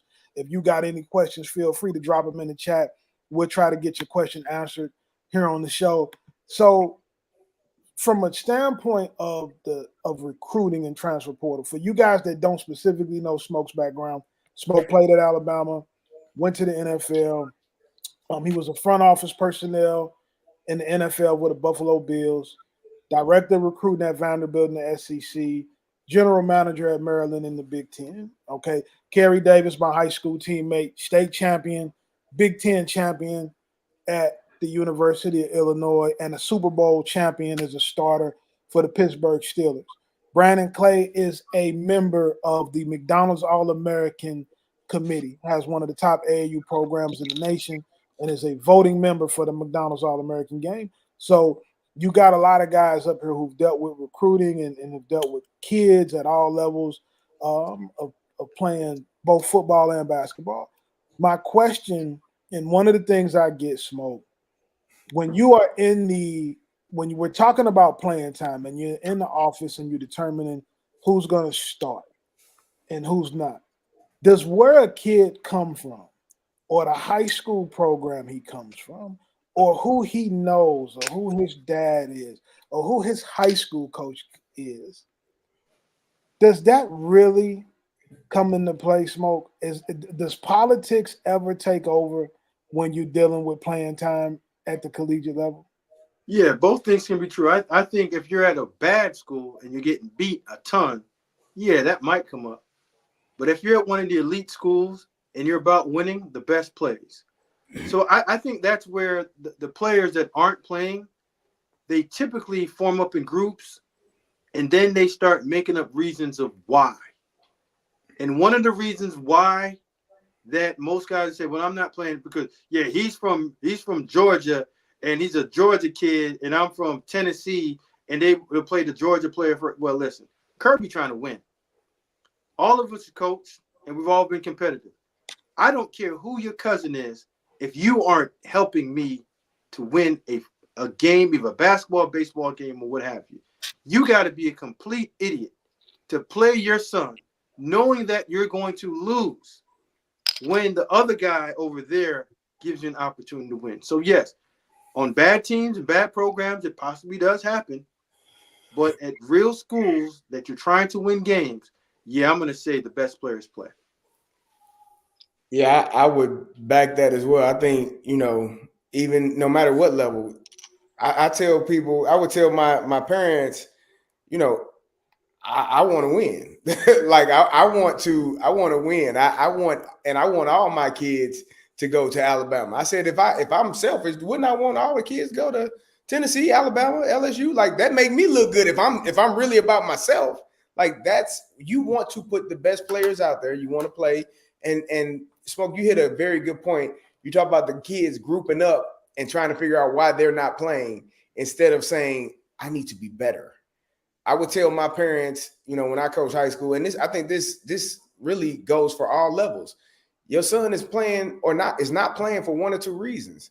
It's either he does not know what he's doing or someone's better than him. Like, that's it. Like, it's that simple. I'm not putting somebody out there that don't know what they're doing because they're going to get somebody hurt. I've seen it at all levels. Right. I've seen people get harmed, get broken arms, legs, collarbones, because the person doesn't know what they're doing. So why would I put you out there if you don't know what you're doing? Number one. And number two, I'm not putting somebody out there that's not better than the person that's in front of them. Your job is to be the best version of yourself and beat out. It's competition. And we have this thing, especially at the lower level, where we don't want to compete no more. But everybody on this call and everybody that's tuned in, if you have a job, you probably had an interview and you probably had multiple people that they interviewed, which is called competition. They chose you because your resume, your interview was the best one for the job. So that was competition. You compete in every walk of life. So if your kid not competing and he's not able to beat out somebody, then they're not going to play. And that's at any sport, in any level. And that's just the way life goes. You have to be willing to compete. You have to know what you're doing, and you have to be the best person in order to make that team and to make that spot and to earn that spot. No, ain't no coach going to sacrifice their own career because they don't like you and you the best player. Now, if you're doing stuff off the field or off the court, hey, we got to go in a different direction because you are a detriment to what we're trying to build here. But if you are a good student, you take care of your business, you show up on time, you work your butt off, and you one of the best players, you dang on right you're going to play. Because why wouldn't you? So it's internally like doing the things that are correct in order to make sure you are getting that spot that you feel that you deserve. Brandon, what's your take on it from the basketball world? Honestly, we roll. This is my kind of weather, man. It's a little crisp outside here tonight in Georgia. I'm gonna stick with the football. I feel good tonight, right? You talk about. I think it can go both ways, right? I think sometimes, are you sitting in a room as a coaching staff saying, "Hey, we want to penalize this kid because he did not go to Bishop Gorman or Buford"? No, you're not. But I do think sometimes you give those kids the nod or the edge, right? Or you give the shiny new toy the edge. I think going back to the Dylan Gabriel situation, Dylan Gabriel's been significantly better and more productive than Jackson Arnold. Sometimes you just miss on the read, right? You're not trying to kill the kid. That's not what your room is doing. And sometimes you just need a fresh start. So I think there's a combination. I think Smoke hit it. He said bad program, good program, but I'd take it a step further and just say sometimes maybe you've been somewhere a little too long. Heck, nobody in Athens wanted Stetson Bennett to play. Mm-hmm. As a Georgia fan, none of us were clamoring for Stetson Bennett to be the savior. Oh, man, you got to put Stetson. And Stetson just kind of wound up in, and he just kept producing. at some point we all kind of looked around, even after the first championship, and I think we still were kind of like, yo, we can't get somebody better than him. and now you miss Stetson Bennett, right? And I think just if we do that as fans, you have to still sometimes give coaches leniency too. Sometimes you can have somebody in front of you and you can still miss the eval, right? So, I think it goes both ways. I don't think you're trying to sabotage anybody. I don't think that you're sitting in the room, I can't stand this kid. But some of the background and the pedigree and maybe the lack thereof, the lack of the flashy school, the lack of the flashy name, the lack of the flashy stature. Stetson Bennett's built like I am. 6 foot, $180. He belonged at the frat party on Friday night. He's not 6'4", 220. So you're trying to replace him with Vandergriff, but Stetson's putting up Heisman level candidacy worthy numbers. Why would you ever replace him? And so I think just trying to balance all that out, Reed. Some of the relationships matter, some of your pedigree matters, but at the end of the day, and this is a smokeism, production matters. Who's producing? Who's putting up the numbers? Reed, who's putting wins on the board? And so I think balancing all that, I don't think that it's a conspiracy theory often, especially at the places where they're winning consistently. But I also think that just continuing to reevaluate properly your own players, your own people inside the building, that goes for coaches as well, helps from some of the things that you see happen when a Gabriel leaves and now he's at the top of the food chain, so to speak, and Oklahoma's struggling a little bit at the quarterback position this season. So listen, I'm going to say this because you touched on something. Sometimes there is coaches that don't like kids. Yeah. And kids don't get played because people don't like them. Absolutely. And I think that there's something that kids do have to understand.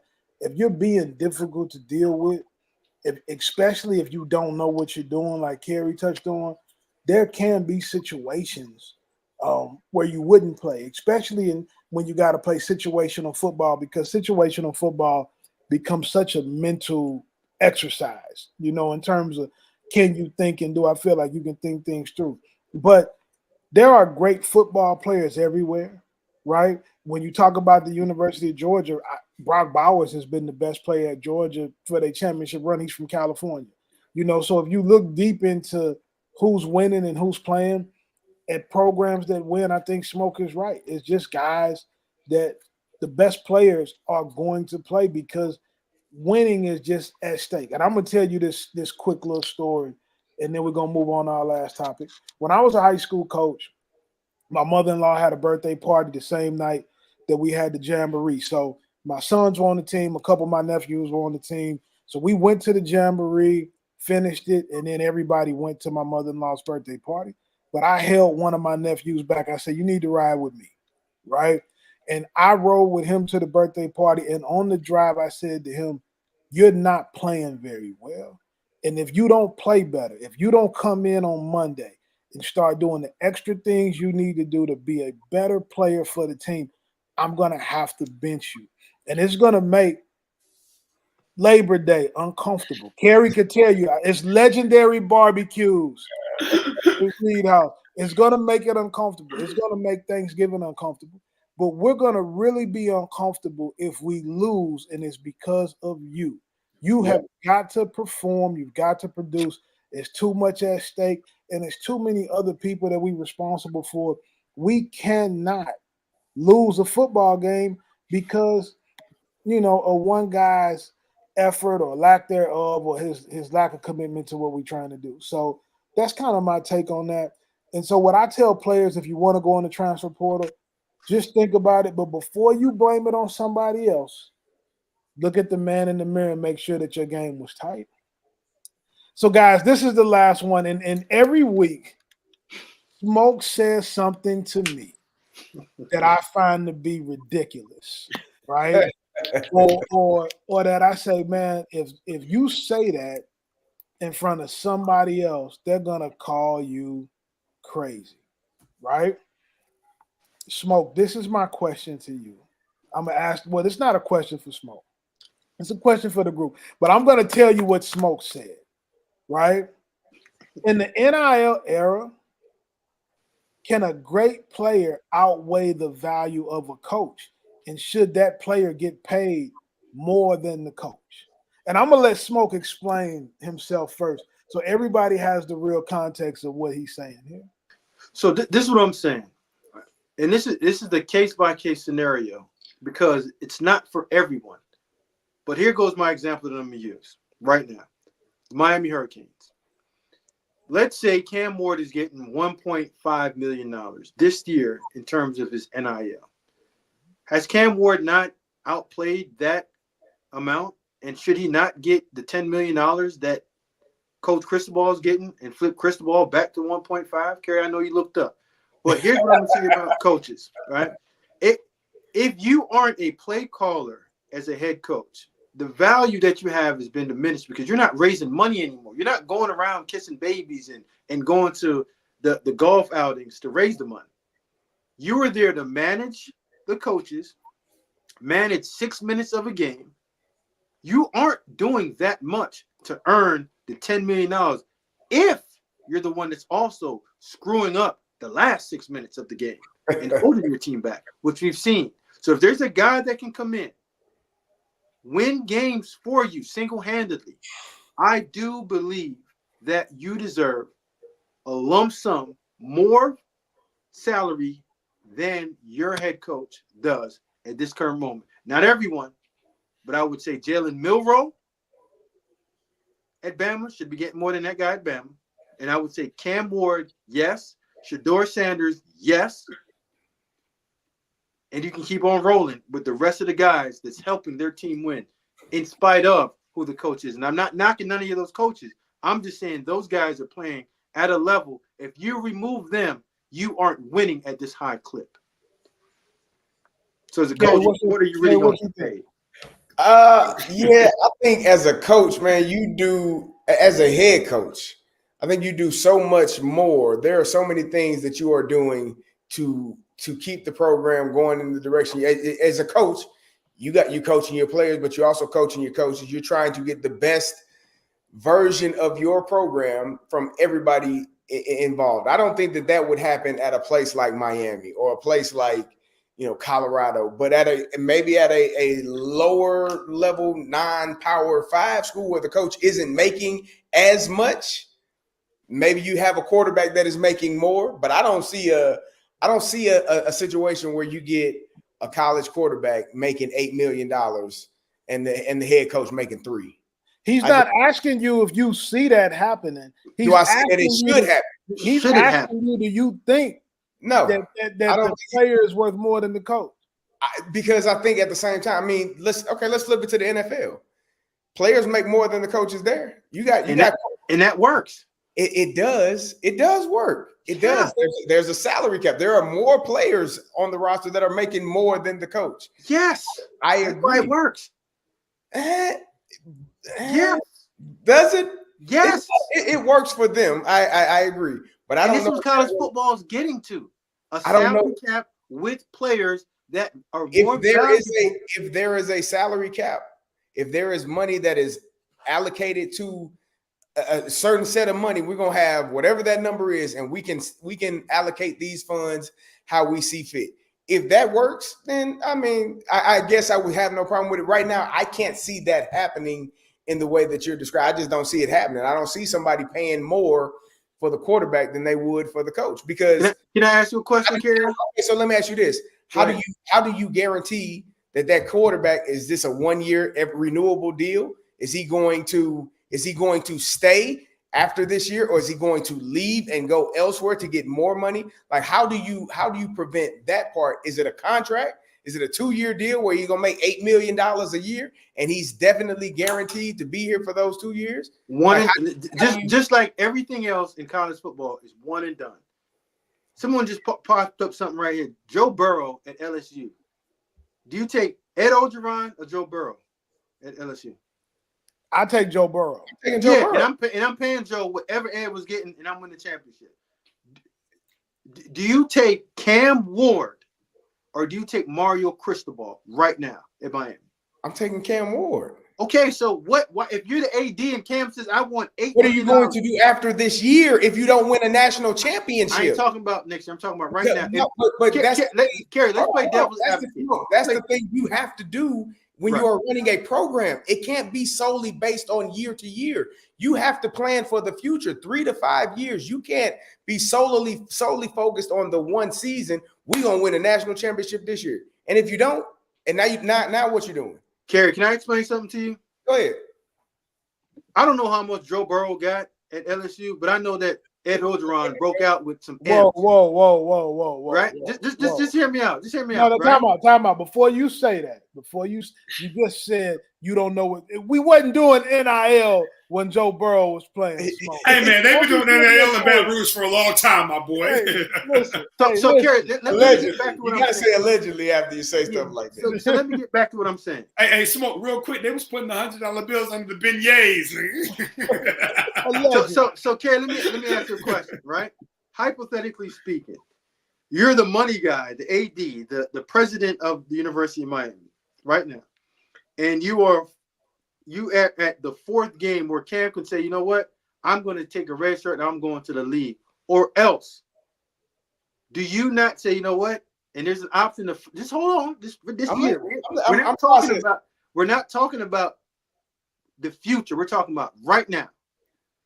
As of right now, if you flip the two salaries, and Mario Cristobal says, if you give me 1.5, I'm leaving, or Cam Ward said, if you don't give me $10 million, I'm leaving. Which one do you take and you're the AD? You're talking about for 1 year, but that's all I'm talking about. That's all I'm talking about right now. But here's the thing. Here's my thing. And because you've been in these, you were the football operations, correct? Like general manager. This is the general manager. Your job is not solely based on one season. You have to plan for the. Tell me if I'm wrong. I get what you're saying. No. Just tell me. Answer the question so we can get through it. I did answer it. No, I cannot mortgage my entire future for one season when I don't know what's going to happen for sure. I can tell you what is going to happen. If Cam Ward says I'm not playing next week, yeah, you're going to go back to a guy that's going to hand the ball off with 5 seconds left or a minute left. If you that was your decision, keep him after that happened. Okay, hold on. Hey, hold up. Okay. It turns the ball over and you lose the game. Hold on. Listen. This is an elite hypothetical. Here's why. Hold on. You're going to take Cam Ward. You're going to pay Cam Ward. That's what you're going to do. Mm-hmm. But you now were held at, this is at the end of week 4. You were held hostage. There's a company that will remain nameless that changes the NIL valuation of guys from week to week by hundreds of thousands of dollars. Can you imagine renegotiating contracts? And like the Western kid after the Hail Mary with Shador. I go back in and re-tear up his contract and redo the contract. Yeah. And then the next week he goes for 0 catches on 2 targets. You're not understanding what I'm saying. You guys are taking every fly-by-night kid. This is a once. No. And this is what you're getting. Let me give you one. All right. And I'm gonna shut both y'all up. Cam Newton. Cam Newton in 1 year says, I want Gene Chizik's contract or else. What are both y'all saying? This is before the year. This is the timing matters. I need to know what we're saying. The timing matters. When this is happening before the season, because your first scenario was week 4. How do I know it's not going to happen again week 1 of the playoffs? And he want more money. And he go because if you continue to bend the knee every time somebody comes to you and tells you got to give them something. You're not gonna have nothing, Smoke. I'm not, Carey. This is what you're trying to make this into like the perfect scenario. No, I'm not talking the demands. That's all we're asking. This is a case by case scenario. No, I'm not going. Hold tight. I'm not going to mortgage my entire team every single time a good player comes and says I need more. But when they are, the reason why. You win because of this is playing with Ben Roethlisberger, Patrick Mahomes. The reason why everyone walks through that building with their chest up like this and feeling real good about them is because the trigger man, whatever he wants. And if it's flipping the contract of a coach, my head coach and giving it to him, I'm gonna say, hey, head coach, listen, you ain't that good anyway. I probably not. So when you say it, because I've been a coach. I would say no, because what you're doing is setting precedent, and you're setting precedent for the next person to come do the same thing and over and over and over again. So now, it can't happen. Players over coaches. That's all I'm saying. No question. So why wouldn't you play the player? You're talking about setting a precedent of paying somebody week 4 or at the beginning of the season. Let's flip your contract. The next person that's as good or that thinks they're as good is going to do the same thing. Well, that's where they pay you, the decision maker, the money. And that's where you say, hey, get out of my face because you aren't as good as Cam Newton. And you're not going to win games for me. You aren't. Reed's face is classic right now. You can't win games for me. I see why Reed said this is a topic. Hey, listen, bro. Listen, we have these type of conversations almost daily. He says some of the most ridiculous things, but I will say this: he's right. I'm a total players coach. Yeah. Players over coach. I used to tell my assistant coaches, you got to work the issues out with the players because I'm going to replace you and not them. You know, we live in a players world, and if Miami doesn't have Cam Ward right now, they're not undefeated for sure. Oh, right. And I'll say this, and I'm gonna leave it alone. Smoke, I agree with you. I just wanted some more parameters on like what I was like. Hey man, okay? Colorado's a great example. I think this year because they have so many players, right? Miami's a little different, but Colorado I think is a great example. Should we flip Shador and Deion's check in week 4, but then Travis Hunter wants to check flipped in week 6. And you know what I mean? Like you keep going through the 3 or 4 guys of consequence. There aren't 3 or 4. All I'm saying to you is this: if Shador, if Shador, they got 3. Right, if Shador Sanders is not at Colorado, how many games are they winning? What about Travis Hunter, who calls the What about him? Somebody got to give him the ball. What about him? No, you can go lock down somebody up on defense. Man, you ain't seen him lock nobody down like that. I'm just saying. He's Yeah. See, that man's hey, Carl. He's a legend in positions like Pee Wee Kirkland. Whoa. You listen. We're not gonna make the show another hour. No, I'm not. It's real simple. Who have you seen him lock down? I gotta look at the tape. Yeah, go do that. He got some big interceptions. I gotta watch the tape. I never said anything about his elite ball skills. He has elite ball production. But who have you seen him go out there and the camera's on him say, hey, listen, that's a marquee top 5 wide receiver. Go get him. We're gonna see it on Saturday when they go. I saw it against Stanford. Oh, that's a year ago. If you kissed a girl last year, can you feel it today? That's a year ago. It happened, and it can happen again. Hey, listen. Great.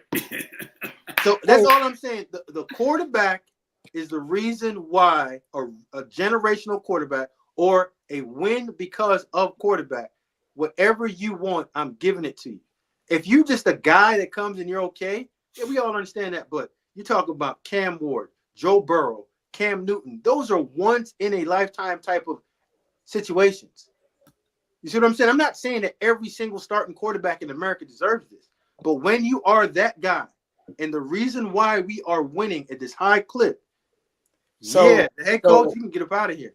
So does Stetson Bennett not qualify for that? Because we talk absolutely not. He qualifies. That means you better put some respect on Stetson Bennett's name, boy. Again, guys, you gonna tell him he champion? Listen to me.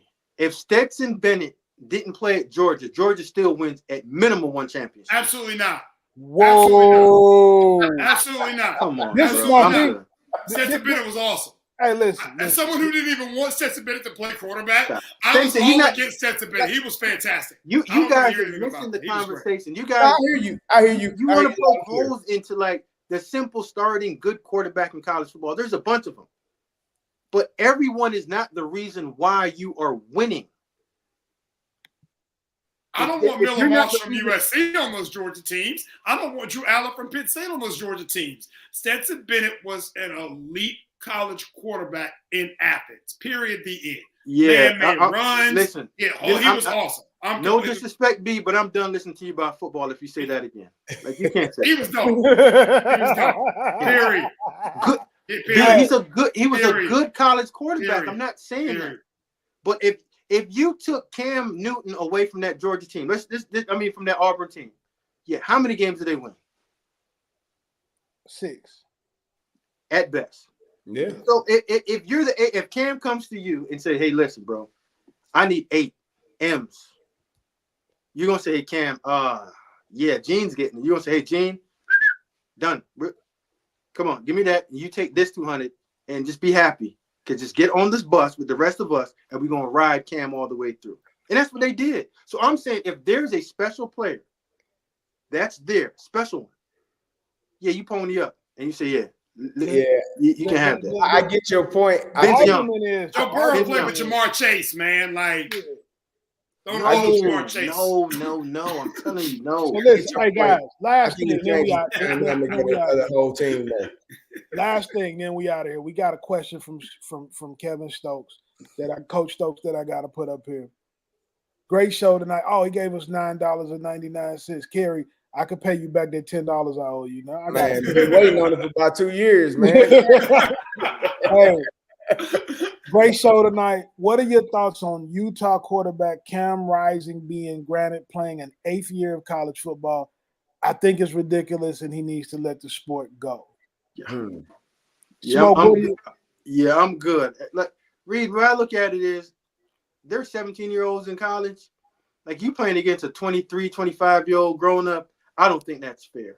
After 5 years, get up and go, bro. The gig's up.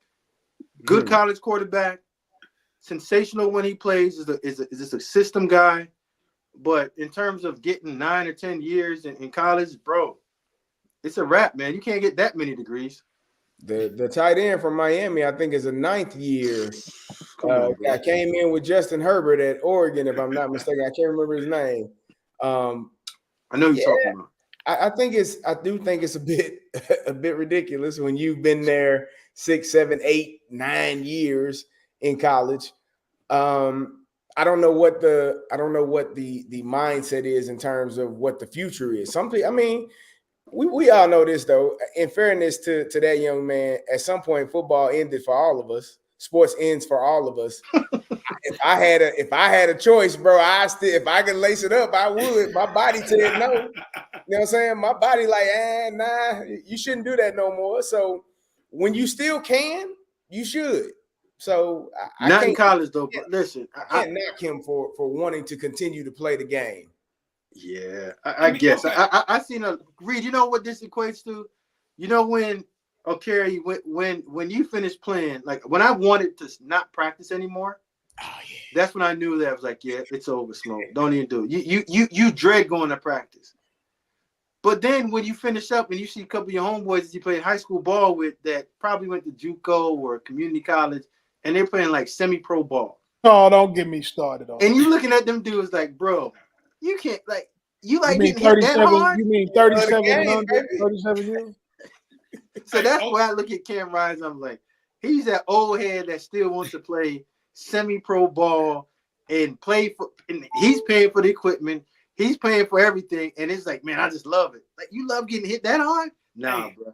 Reed, this is why I got to shout out the boy Chris Wiki back in the day, man. They putting up the numbers with the ages, man. So 26. And listen, if the NCAA don't keep granting them eligibility, who am I to tell them not to collect that NIL, man? Get every dollar you can. To your point, Carey, at some point here, sooner than later, Cam Rising will never get another check to be on the football roster. Right now he is, and if they'll give it to him, hey, he probably making a better living than all 4 of us combined right now out there in Salt Lake City. Listen, 8 years playing college football, man, you know, maybe he just ain't ready to leave, man. With the checks they're getting now, Reed, I would never leave if I could stay, man. Hey, listen. Coach Stokes right here say, he's still attending college parties. Hey, yeah, you gotta be careful. You better be careful, bro. There's a 17-year-old. Hey, they not like us. Hey, listen, no, for real, for me, 8 years, that's almost a decade, bro. It's over with. It's over. It's over with. It's over with. It's a done deal. It's a done deal. The football is over. You know, I hear he's a great kid though, so you don't want to disparage him. Listen, we're gonna get out of here shortly. Hey, I just got somebody asked me this in a text message.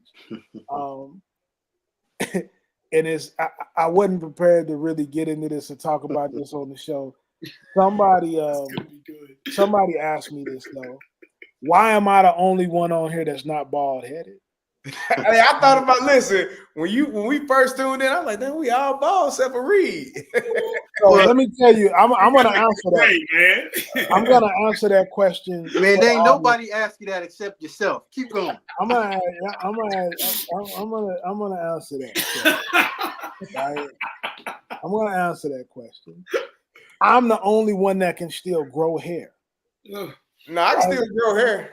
I'm still the only one that can grow hair. Grow where it don't grow. Here's the comment right here, guys. Here's the comment. Oh, right now. Listen, I can still grow hair. My hair actually, if somebody were to, my wife would tell you this. If somebody were to rub their hands through my hair is luxurious. I have big, thick curls on the top of my head, right? Even when the barber cuts my hair, you know, it's a demonstration for how thorough the texture of one's hair can be, right? There's no ifs, ands, or buts about it. So I know it's a lot of hating. I know Smoke, you making that face over there. Nah, I'm just looking at you and just asking. You know, when cats get their hair cut, like most of their falls out to be black. So if your thing is all white and all gray, what's the purpose of keeping him? If you ain't gonna Beijing him down. Hey, Smoke. He's like the modern day version of Matt Doherty. You remember Matt Doherty had all that gray in his head? You didn't see? All we need to get him a set of braces. Reed, we need to get you some braces. You'd be like Matt Doherty on the show for us, dog. Listen, all I'm gonna tell you is this: if somebody does send me to Beijing, Smoke, I will take a video of me putting it in so you can see what my hair looks like. I'll go live while they put the Beijing in my hair. Get your beard done too, champ. Don't hate me. Don't hate the player. Hate the game. You know what I mean? I ain't playing the game. Don't hate the player. Told you. Hate the game. Now, I will say this for the last people that are watching this. I don't know whether you guys use big razors or I don't know what brand you use, but they will do any endorsement deals that you have with razors, with shaving cream, all right, sea breeze or whatever you got to put on your hair to make the hair slick. They are in need of product, right? They are in need of product. They are in need of things to enhance, you know, their situation. Guys, we had a great show tonight. Hey, Reed, real quick. Hey, Smoke, Carey, any of y'all got you remember Soul Glow? Yeah, he needed I don't have a Jerry curl, but I put the Soul Glow, I spray it on my head and just run that joint around so I be shining. Listen, the last thing I'm gonna say before we get out of here, before we end the show for tonight, right? Smoke brought up semi-pro. I was hoping that nobody said anything about semi-pro. If you 30, 35, you 40 years old, you still out there playing semi-pro football, knock it off. Hey, man. Enjoy your life, man. Who are we to judge? Just knock it off. I'm tired. I'm sick of it. Man, go ahead and keep playing, man. Have fun, man. I'm sick, man. Hey, I can't play physically. No, I can't hoop. I can't do none of Carey, that. You the same dude that when your partner come in and the hairline be back here. Oh no, he's getting that thing all the way right there and crisping him up. You be like, nah, it's still line though. Hey, Carey, remember when Lawrence Phillips told us we look like idiots with our bald head? People don't believe it. Shout out to RP to the great Lawrence Phillips, man, who told us we had bald heads in high school. Lawrence Phillips said, "Hey, y'all look like a bunch of idiots." And Smooth walked off on us, didn't he? Smooth walked off like nobody believes me when I tell Carey. Would you tell him you was with me? How crazy Lawrence Phillips talked. Bro, I was excited. You heard me? I'm a running back. Like, it's Lawrence Phillips. Yeah, y'all, you kept it moving. Hey, bro, if you've been around him, you know exactly Man, That's what he was saying. He a different bird, bro. Hey, he looked at, and he, number one, he looked like the Incredible Hulk in real life. Muscle up to here. yeah. Hey, and he told us we better not touch his Hummer.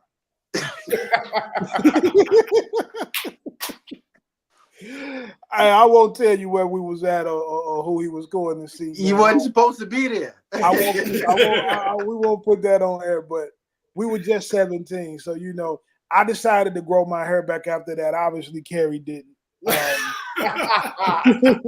We was only 17 then. We 43 now. But listen, hey, peace out, everybody, man. It was a great show. We thank all 1,800 people, or 1,900 now that were on here checking us out and watching us live. And we will see you guys next Monday. We sure will have another exciting week of college football. Thank you, guys. Pay the players, Carey. Pay them. Pay them. I'm with you. Pay them all. That's a Bennett.